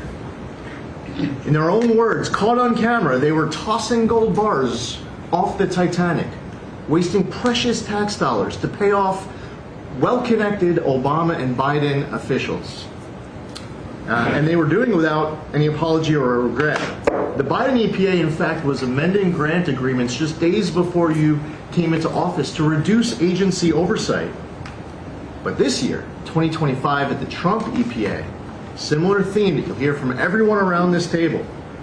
With our actions canceling wasteful grants and implementing other measures just mentioned, we have saved $30 billion. They spent over $60 billion. We have saved over $30 billion. The bottom line, by the way, is that the Green New scam is dead. It's a new day at the EPA where we will protect the environment and grow the economy. We will deliver on the Trump mandate every day. And we will fight with just one constituency front of mind, and that is the American people. Thank you, Mr. President, for being willing to take a bullet for this country. And if you were to ask me what I'm grateful for, whether it's a Thanksgiving, it's a Christmas, a Hanukkah, a New Year's, any time of year, the fact that this president, after 4 years serving in office, he could have just left it in the rearview mirror and went on to really enjoy retirement. But he is willing to take a bullet for all of you tuning in at home because he believes in his flag, our freedom, our liberties, and to save the greatest country in the history of the world. So I'm grateful this holiday season for you, Mr. President. You're willing to take a bullet for all of us, and by all of us, it's the American public. Thank you. Thank you. Mr. President, good morning, everyone. Well, in spite of the fact that your charge to me is to fire myself, we've really been incredibly hard at work making sure that we can return education to the states. And as I sit and listen to all the emergencies that we are addressing in this country, from the economy to our borders to everything that we're doing, I would say, sir, that if we do not fix education in our country with this hard reset that you are expecting, I think the greatest national emergency we could face is our education. Because if we are not going to educate our children, we're going to continue to fall behind the rest of the world. When there are only 30% of 12th graders, 8th graders, and 4th graders that can read at proficiency level, that is an incredibly harsh statement to make about our country. And you told me when you first were elected president, and you looked at, I think, right after you took office, the first NAEP scores, which is Nation's Report Card, came out and showed how far down we were in educational proficiency in our country. And not only the NAEP scores, but the international scores as well showed us about third from the bottom. You told me you were not only embarrassed, but you were angry about this, and that we had to do something to change this in our country. And we took a hard look at it, and you absolutely said the bureaucracy of education in Washington is keeping its thumb on preventing growth where we should have, because it's best handled at the state level. Letting states put their programs in place, and some states are going to do it a lot better than others. But it's not going to happen from Washington, D.C. And when I hear things like, well, with no disrespect to any other country in the world that have really great programs, Germany, Sweden, Norway, I hear about this all the time. Point of fact is, they're this big. The United States is this big. We can't do it from Washington, D.C. It has to be done at the state level. So what we've been doing, as Lori brought up, Secretary of Labor brought up, we have a great working relationship. We have already signed and implemented one MOU or interagency agreement to handle the WIOA program and the Perkins grants to make sure it works. I call these These are programs, pilot programs that we're putting out there. And if these are going to work, we will be able to permanently transfer these programs to other agencies. They're working like a charm. We've taken some of our best people in education. It still operates under the budget of the Department of Education and under the management of the Department of Education, but working with Lori's personnel. And when I hear pushback on that to say, well, how can this possibly work? To take education and put it in labor. Let's be efficient. One example, in order to draw down on a lot of the grants that they are helping us with, we're using their grant system. The grant system at the Department of Education is like held together with bubble gum and rubber bands. And it did not interact with any other agency. Now we have this really smooth operation already in labor. So that has prompted us to sign also other interagency agreements, 2 more with labor, 1 with HHS, 1 with the Department of State, and we'll be moving other programs, but these are proof of concept. Let's make sure they're working and working smoothly before we ask Congress to codify these permanent moves. So that's kind of in the world of K through 12, what we're looking at right now, but in the world of higher education, as Attorney General Bondi mentioned, we've been working really very hard to make sure that we've got anti-Semitism and DEI out of our universities, and put some pretty stiff fines on, worked some good deals. I've enjoyed working with Harmeet, who is just an incredible negotiator. So we're bringing all of that to bear as well. So I can say, sir, that we are moving to return education to the states and to bring the level of education back up, making sure our students can read by reintroducing the science of reading in schools. And going into next year, I can honestly say that we've got a lean, mean machine operating at the Department of Education. It's only half the workforce of when we started, and we're more efficient, and I think we're going to see better results as we move into next year. So thank you for this incredible opportunity. Thank you very much.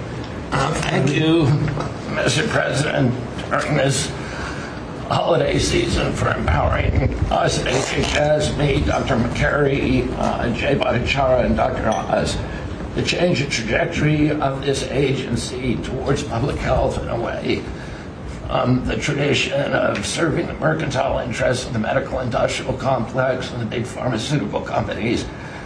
2 weeks ago, we ended, under your leadership, a 20-year war on women by removing the black box warnings from hormone replacement therapy. The medical cartel was telling women that hormone replacement therapy during menopause was dangerous for them. In fact, here's what the science said. It diminishes the risk of fatal heart attacks by 25%, cardiac disease by 50%, Alzheimer's by 35%, bone fractures by 50 to 60%.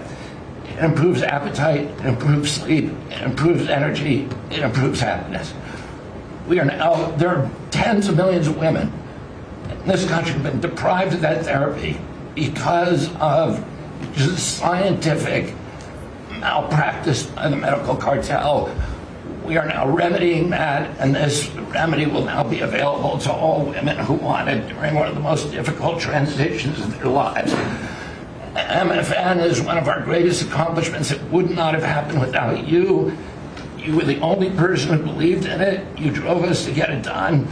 We've now made agreements with the 5 biggest pharmaceutical companies. We have 12 more in the lineup to make agreements.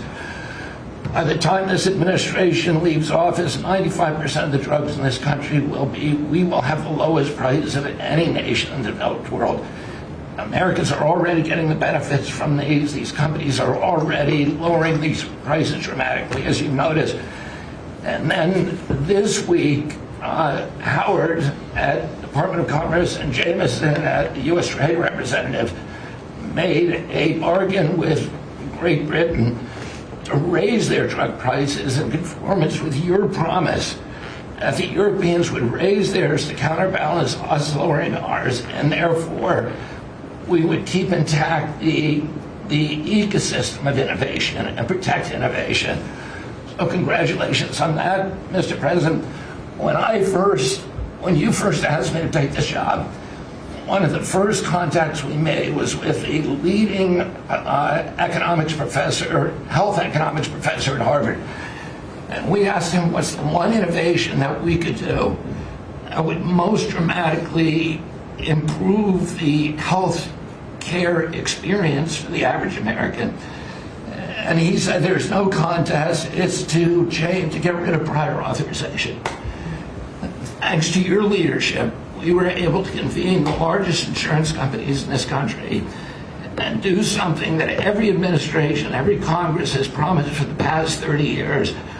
We actually got it done. We convened the insurance companies representing 280 million Americans and got them to agree, most of them by January of 2026, for 2 months from now, to remove prior authorization for most of their procedures, for all the procedures we want them removed from.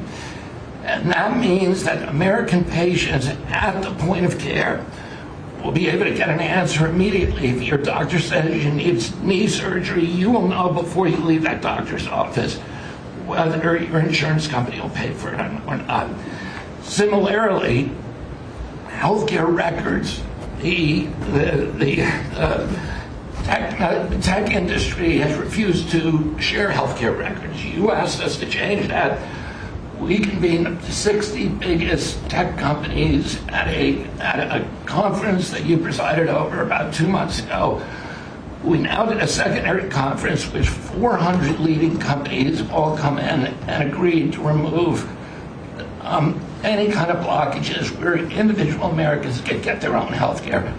Americans own their health care records, yet they were not able to access them. And if you lived in New Jersey and you moved to Oregon and you got injured, you went to a hospital, you would have to spend maybe 45 minutes filling out forms on a clipboard because your doctors there could not get your health care records. They couldn't get your blood type, your allergies, all the things that they ought to know immediately so they can save your life. Now that has all changed, and all these companies now have agreed to remove all the blocks on sharing healthcare records. Every American will have their healthcare records available on their cell phones. And it's already happening. In the last 6 months, there have been over 100 times the number of healthcare records shared by hospitals and during the entire previous administration. On deregulation, HHS proudly is now leading the pack, and thank you for your help on that, Russ. But today we announced the revocation of the nursing home rule, which was overburdening rural areas across this country, Indian reservations, with regulations that were going to destroy the nursing home industry in those communities. And that is going to be a $25 billion savings. Those are some of the things that we're doing because of your leadership. President Trump, thank you so much, and Merry Christmas to you. Thank you, Bobby, very much. Great job. Well, Mr. President, you've assembled an incredibly talented group here. If you took a look at this group compared to any Fortune 500 leadership team, any group of startup folks, I mean, this is an amazing group and the breadth of what's being accomplished. And the timing couldn't be better because with your leadership and vision, you've set us up for this age of abundance as we head into next year, the 250th anniversary of this country. And what are we heading into that year? As we've talked around the table, you've heard about massively lower taxes, massively lower regulation, abundant energy, record capital investment coming in, job growth. I mean, we are set up to really have something to celebrate next year. And I just again want to say thank you to everybody around the table. You gave us one big assignment in Interior. Of course, Interior, largest balance sheet in the world. In the Department of Interior, if it was a standalone company, 500 million acres of surface, 700 million acres of subsurface, over 3 billion of offshore from Guam to the Virgin Islands. And you said, we got to take care of that balance sheet. We got to develop those resources. And what have we done across that? Producing record amounts of oil, record amounts of gas. And again, we set out with a goal, energy diplomacy, sell energy to our friends and allies. We're exporting a record amount of energy to all of our friends and allies around the world. That's helping do that. And you're giving a gift to America as we head into this. you're giving us peace abroad, and you're giving us prosperity at home. That bodes so well for our country. One small little gift that we're giving to all Americans from one teeny part of the interior, which is the national parks, is that not only are we keeping prices low for all American citizens, offering 10 free days for our national parks next year to coincide with our holidays, but also a $100 surcharge for non-residents. That is going to raise hundreds of millions of dollars for helping restore and preserve all of our best parks. So as we close out, then I want to also say a big celebration going on here in Washington, D.C. We've been thrilled to be part of the National Park Service, the U.S. Park Police, part of this great effort across a number of us on making D.C. safe and beautiful. This will be the safest and most beautiful capital in the world. We are doing so many things, whether it's hundreds of homeless camps, thousands of graffiti sites, cleaning up ponds and fountains, preparing this thing. The United States is never going to be performing better economically. It's never going to be looking better, just like the White House has never looked better, all because of your vision leadership. So again, thank you, sir. You've given an incredible Christmas gift to Americans by setting us up for an incredible 250th anniversary. That's very nice. Thank you, Dad, very much. Marco? Well, thank you, Mr. President. First of all, this is a very talented team, as you've seen, and as you know, because you picked every single one that's on. You deserve tremendous credit for doing that. It's an honor to be in this role. It's also an honor to be involved in and be a witness to what I believe is the most transformational year in American foreign policy since the end of the Second World War, at least. And it's transformational because for the first time in a long time, we have a president who basically puts America at the forefront of every decision we make in our relations with the world. And that may sound weird to people, like, of course you always do. No, that hasn't always been the case until about a year ago. And I think we've all witnessed in our own respective spaces how in every interaction the president has with the world, the goal he has in mind is very simple. Does what you want us to do, or is it going to make us stronger? Is it going to make us richer? Is it going to make us safer? If it is, he's for it. If it's not, he's against it. If something's going to make America weaker or poorer or less safe, the president's going to be against it. And every single thing he has done in our foreign policy has been driven by the American people in mind. And I can go down the list. Why has he focused on mass migration? It's very simple, because no country is safe if you can just walk in without us knowing who you are into your country. We've seen the destruction that that's wreaking, not just in our own country, but the impact that it's having in Europe and in many other parts of the world. You talk about trade deals and the trade situations have been involved in. People, all this reporting on it. It's very simple. The president views the last 40 years as an era of which American workers and American farmers have been ripped off. They've been ripped off, and what he's saying is we want to have a trade with the world, but it has to be a trade in which American businesses and American workers and the products they make and what American farmers grow and produce has a fair shot to be sold around the world. On issue after issue, that's been the case. You talk about foreign aid reforms. This is not our money. This is taxpayer money. When the president has said is we're going to do foreign aid, but we're going to do foreign aid for countries that are aligned with the United States and in a way that doesn't waste the taxpayers' money. Mr. President, you deserve tremendous credit for that. Many of us, the Vice President, by the way, I want to acknowledge, has played an extraordinary role in our foreign policy, and he too has been a witness to all of this as it's been occurring, and he's been a big part of it as well. You talk about NATO. The President's not against NATO. He went to NATO and basically said, look, you guys, we're paying all the money, and he got them to do the 5% commitment, which everybody said was never going to happen, it was impossible. Everything this president does is driven by the American people. Whether you don't have to agree with the actual move, but understand the motivation. The motivation is always you, the American people, and what's good for you, for your family, for the country, and for our economy. But the president is also committed to peace in a way that all of us have seen. He achieved in Gaza, and he does it, by the way, not just because he hates war and he thinks wars are a waste of money and lives, but because he's the only leader in the world that can. No other leader in the world could have pulled off what happened in Gaza. And I can tell you, I can't get into the details. The Vice President knows what I'm talking about. That deal doesn't happen without the president's direct interaction with the leaders that were involved in this decision making. And everyone said that deal couldn't hold. And then the president shepherded through the United Nations of all places to get a global coalition of countries that line up behind the peace deal, behind the border peace. And it's still, every day is a challenge, but it's been driven personally by the president. It's the reason why we're involved in this whole Ukraine-Russia conflict. That's not our war. It's not the president's war. This war started, it never would have happened if you'd been president. But this war is going on, and the president is trying to end it, not because, listen, we got a million things to focus on in the world as a country, but he's the only leader in the world that can help end it. And that's why even as we speak to you now, Steve Woodcock is in Moscow trying to find a way to end this war, to save lives of 9,000 people, Mr. President, as you know, are dying every week. More people are dying a week in that war than have died in the entirety of the U.S.'s involvement in Afghanistan or Iraq. Just think about that, how bloody and destructive it is. The President's taken on this issue of Sudan personally, not send out deputies to do it. Again, far away from the United States, because he's the only leader in the world that can bring it about to an end, not to mention all the other peace deals, very dangerous ones like India and Pakistan, or Cambodia and Thailand.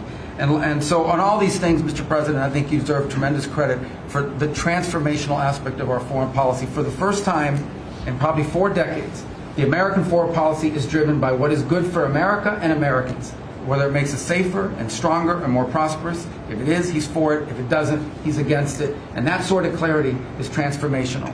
I close with this, and I know I'm last, so I wanted to be fast, but there was a lot to cover. I do want to say this is the most wonderful and magical time of the year. By that, of course, I'm referring to the college football playoffs. And I just want to say this as a point of personal privilege.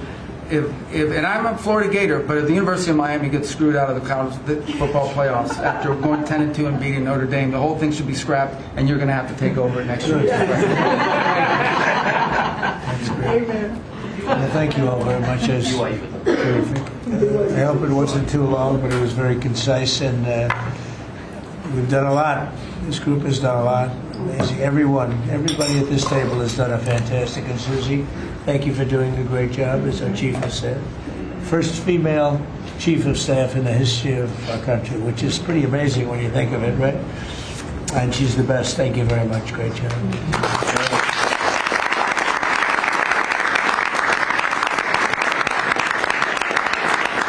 So after that, do you want to ask any questions? Mr. President, there's been a lot of speculation about who the next Fed chairman could possibly be. You said you have somebody in mind. How many names were you given on the final list?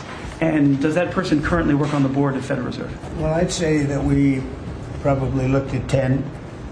Then Scott interviewed some people that I didn't know, but he knew. And a lot of people were involved in the process, actually, and Howard was involved. But I think we probably looked at 10, and we have it down to 1. Can you answer this? I want to ask you about Elon Musk, if I could. You talked about Elon Musk. You had him in dinner here in the White House. Is he now back in your circle of friends? Well, I really don't know. I mean, I like Elon a lot. He was he really helped during the election with his endorsement. He felt strongly. But we had one problem. I didn't want to have everybody have to have an electric car, and he makes electric cars. And I think we get along well. On affordability, Mr. President, thank you. Yeah, one more. Yeah, when you talk about affordability, is going forward, are the American people, do you believe, getting impatient with the reforms that you're making? They've talked about it's about. I think they're getting fake news from guys like you. Look, affordability is a hoax that was started by Democrats who caused the problem of pricing, and they didn't end it. They lost in a landslide. We won every swing state. We won the popular vote. We won everything. You take a look at districts. It was 2,750 to 525. Because that was an affordability problem. We brought it down. Look at energy. Look at the gasoline price. That's like the simplest, and it's the biggest. Because if energy comes down, everything comes down. That's the way it works. We're going to be at 250. You said 199 in some places in the country, right? You said it. I didn't say it. And they won't check you. They'll check me. So, I'd like to use your number. 199 a gallon. Unthinkable if you go back a year and a half ago. It's unthinkable. So now we're bringing the prices down, way down. Beef is coming down now. We've done certain magic and beef is coming down. But we inherited horrible prices. We inherited really the worst inflation in history. We inherited that. When I came in, that's what he had. And we fixed inflation.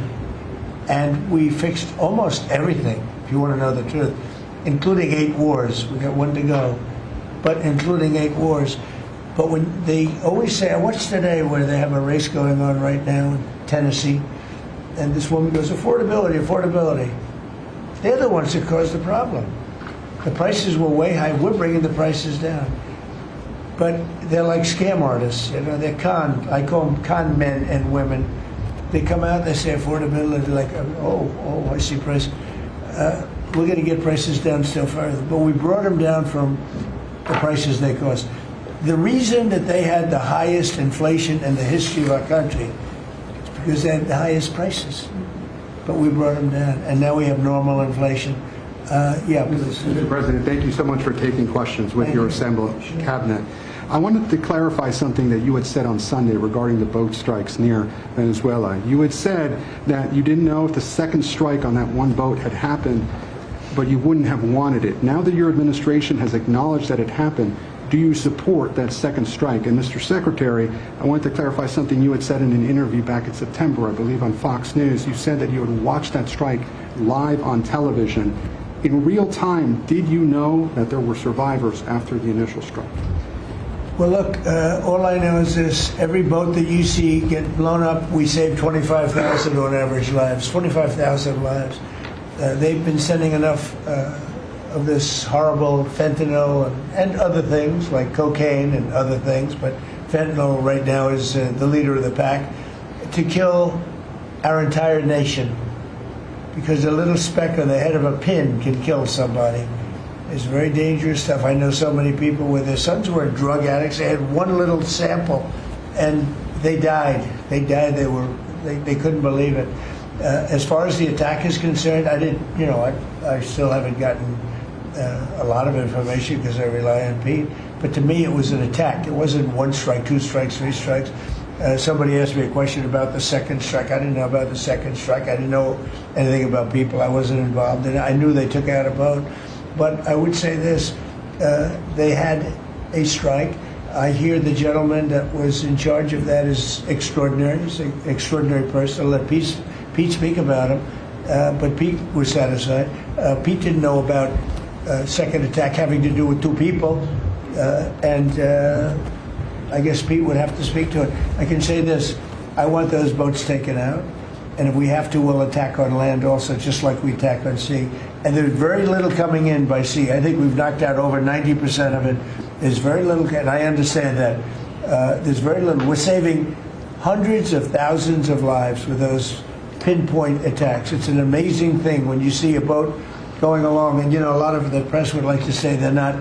You see the boat. They're not maybe drugs. You see these boats. First of all, who has 5 engines on the back of a boat going in weird directions and loaded up with lots of white containers?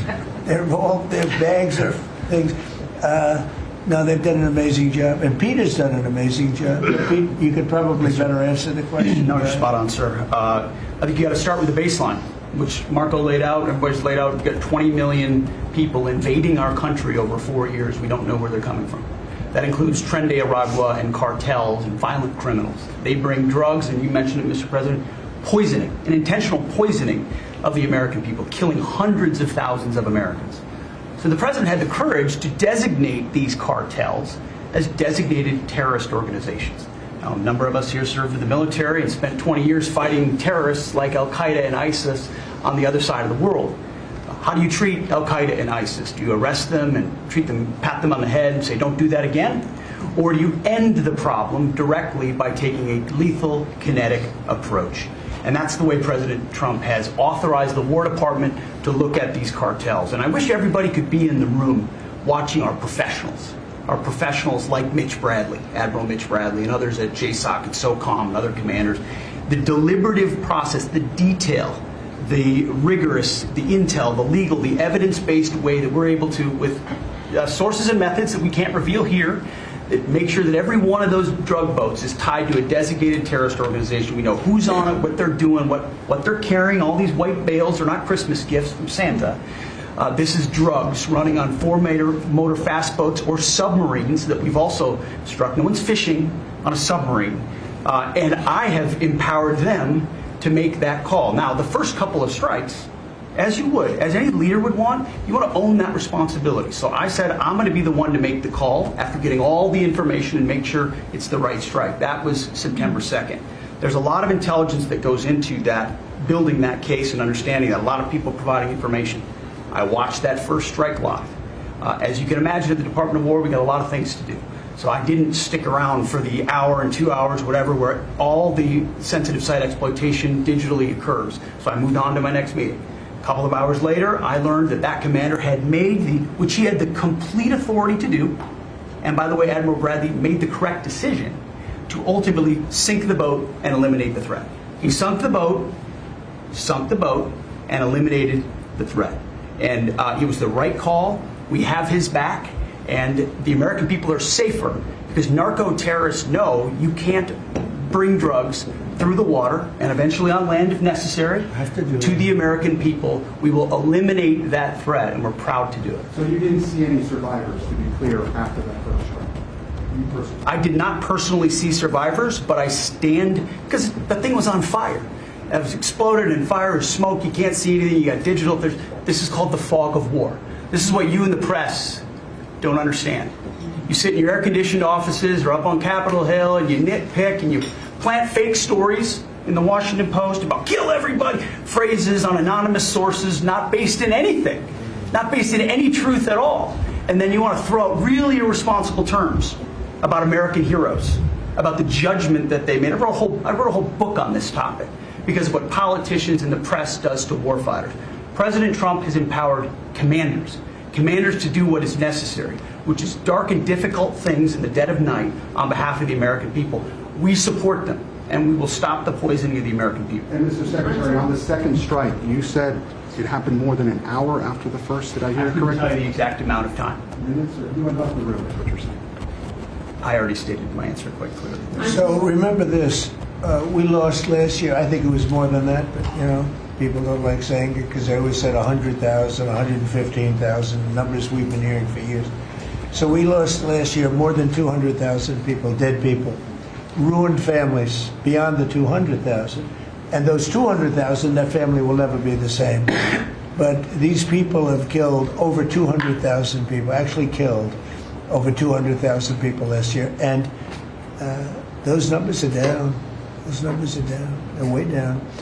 And they're down because we're doing these strikes, and we're going to start doing those strikes on land, too. The land is much easier. It's much easier.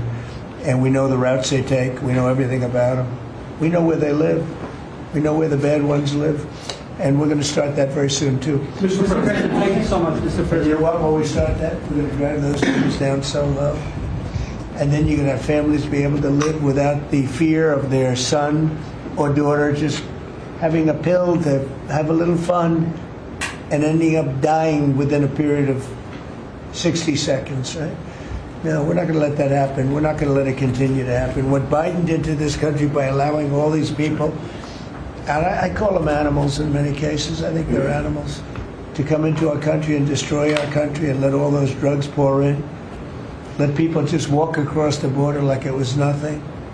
You look at them, a lot of them, you say, oh, let's not discriminate. I'm not talking about color. I'm just talking about you look into the eyes of some of these people. We're smart. And you see a killer. Come on in. Just come on in. 11,888 murderers. Many of them committed more than one murder. He allowed them into our country, totally unvetted, totally unchecked. But he also allowed drugs to come in at record numbers. And hundreds of thousands of people a year died. And we're taking those son of a bitches out, Thank you so much, Mr. President, for taking our questions. I think this is the most transparent demonstration I have received. I'm impressed by these people. I'll tell you, how strong are you? You've been holding it for 2 hours. There are very few physically. There are very few people who could do that. I'm very proud of you. Whoever the hell you are, I have no idea who you are, but you're strong. Thank you, Mr. President. Mr. President, last week, militia groups in Iraq attacked the Christian region's gas field, the largest gas field, which even the U.S. companies invested in the energy sector in the Christian region. And the Christian Prime Minister requested the United States to provide them some sorts of means and defense system to defending their civilian infrastructure and U.S. investment in the Christian region. Are you willing to providing them this support? And if I add this question, tomorrow the United States is going to open and inaugurate one of the... Can you speak louder? Yeah, of course. Is that possible? You're the most gentle, beautiful voice, but you're a very gentle person. Go ahead. Just take fewer words and louder. Yeah, sure. I will repeat my first question. Last week, the Iraqi militia groups attacked one of the largest gas fields in the Kurdistan region of Iraq, which even the U.S. companies have invested in these gas fields. Yeah. And then, are you from Iraq? I'm from Kurdistan, Iraqi Kurdistan. Okay. Yeah. Working for Ruda Media Network. And the Kurdistan region prime minister, he requested the United States to providing them some sort of defense system to defending these gas fields and U.S. investment in the Kurdistan region. Are you willing to helping them? Well, we're going to look at it. I heard about it, and I'm hearing about it more now, frankly. It wasn't at the top of my list. It's a very unusual question, I think, but I assume you're from the area, and to you it's a very important question, and to me it is also, because people are being killed. I will say this, Iraq has been much different in terms of us than they were prior to us taking out the nuclear capability of Iran. You know, Iran has gone down many, many steps in terms of its fear factor. They were the bully of the Middle East, and they're really not the bully of the Middle East anymore. And Iraq was being bullied by Iran. We had a president that thought it was brilliant to blow them up, and they blew them up, and all of a sudden, instead of having a power that was basically equal to Iran, they had Iran ruling the Middle East for a long period of time. But Iraq, from the day we hit them with those B-2 bombers and knocked out and obliterated, because CNN said, well, maybe it wasn't total obliteration. Well, it turned out it was totally obliteration. It was every single one of those missiles hit its target. It was actually amazing, but it was wiped out, totally wiped out. I will tell you, Iraq has been a much friendlier place. They talk to us. The Prime Minister actually nominated me along with about 78 other countries for the Nobel Prize. I'm the only one that was nominated by almost 100 countries that didn't get it. But that's okay. But I saved a lot of lives. But Iraq nominated us for the Nobel Prize, and that was a great honor. You know, we didn't expect that from Iraq. Iraq has been a much different place since the taking out of Iran the nuclear capability. Yeah, let's get to another question. Here we go. This guy's a beauty. Go ahead. Secretary Rubio mentioned your meetings ongoing in Russia today. Do you have any update from Mr. Witkoff and Mr. Kushner? No, because I've been spending too much time with you. I mean, we're spending a lot of time in here. We wanted to do this you talk about being open and transparent. This has to be the most transparent administration in history. We spent a lot of time answering your questions and giving you a lot of good results. I mean, I think everybody here gave you good results. But no, I don't. I will have after I leave here.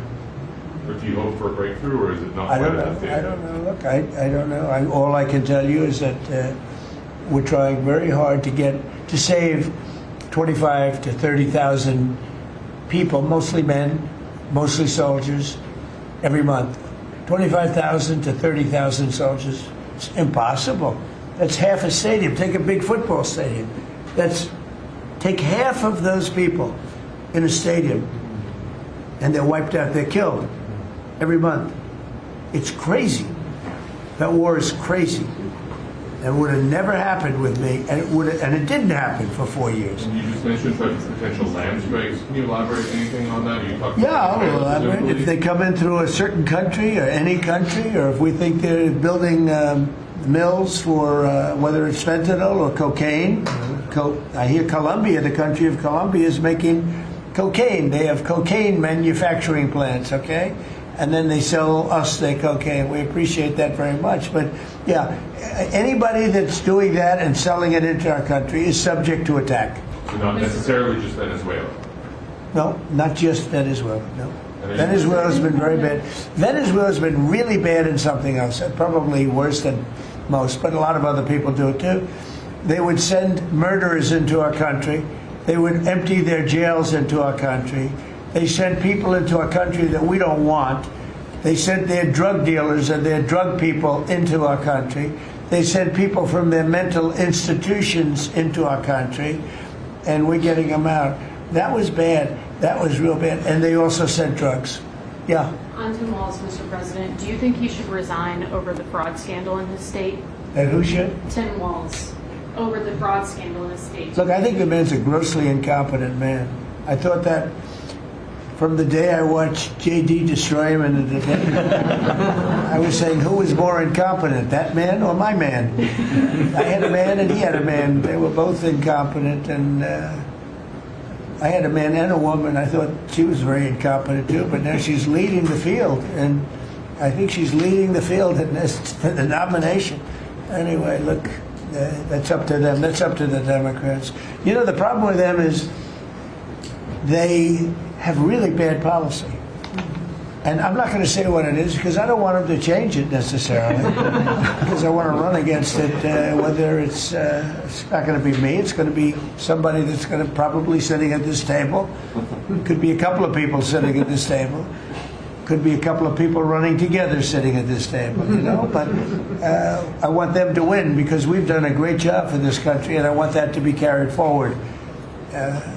And you know, I think we have a tremendous bench, really a tremendous bench. But no, I think that Waltz is a grossly incompetent man. There's something wrong with him. Okay, there's something wrong with him. And when you look at what he's done with Somalia, which is barely a country, you know, they have no anything. They just run around killing each other. There's no structure. And when I see somebody like Ilhan Omar, who I don't know at all, but I always watch her for years. I've watched her complain about our Constitution, how she's being treated badly. Our Constitution, the United States of America, is a bad place. Hates everybody, hates Jewish people, hates everybody. And I think she's an incompetent person. She's a real terrible person. But when I watch what is happening in Minnesota, the land of 1,000 lakes, or however many lakes they have, they got a lot of lakes. But this beautiful place, and I see these people ripping it off. And now I'm understanding, and you're going to look at that, Scott. I hear they ripped off Somalians, ripped off that state for billions of dollars, billions, every year, billions of dollars, and they contribute nothing. The welfare is like 88%. They contribute nothing. I don't want them in our country, I'll be honest with you, okay? Somebody would say, oh, that's not politically correct. I don't care. I don't want them in our country. Their country's no good for a reason. Their country stinks, and we don't want them in our country. I could say that about other countries, too. I can say it about other countries, too. We don't want them to hell. We have to rebuild our country. You know, our country's at a tipping point. We could go bad. We're at a tipping point. I don't know if people mind me saying that, but I'm saying it. We could go one way or the other, and we're going to go the wrong way if we keep taking in garbage into our country. Ilhan Omar is garbage. She's garbage. Her friends are garbage. These aren't people that work. These aren't people that say, let's go, come on, let's make this place great. These are people that do nothing but complain. They complain. And from where they came from, they got nothing. You know, they came from paradise, and they said, this isn't paradise. But when they come from hell, and they complain, and do nothing but bitch, we don't want them in our country. Let them go back to where they came from and fix it. Thank you very much, everybody.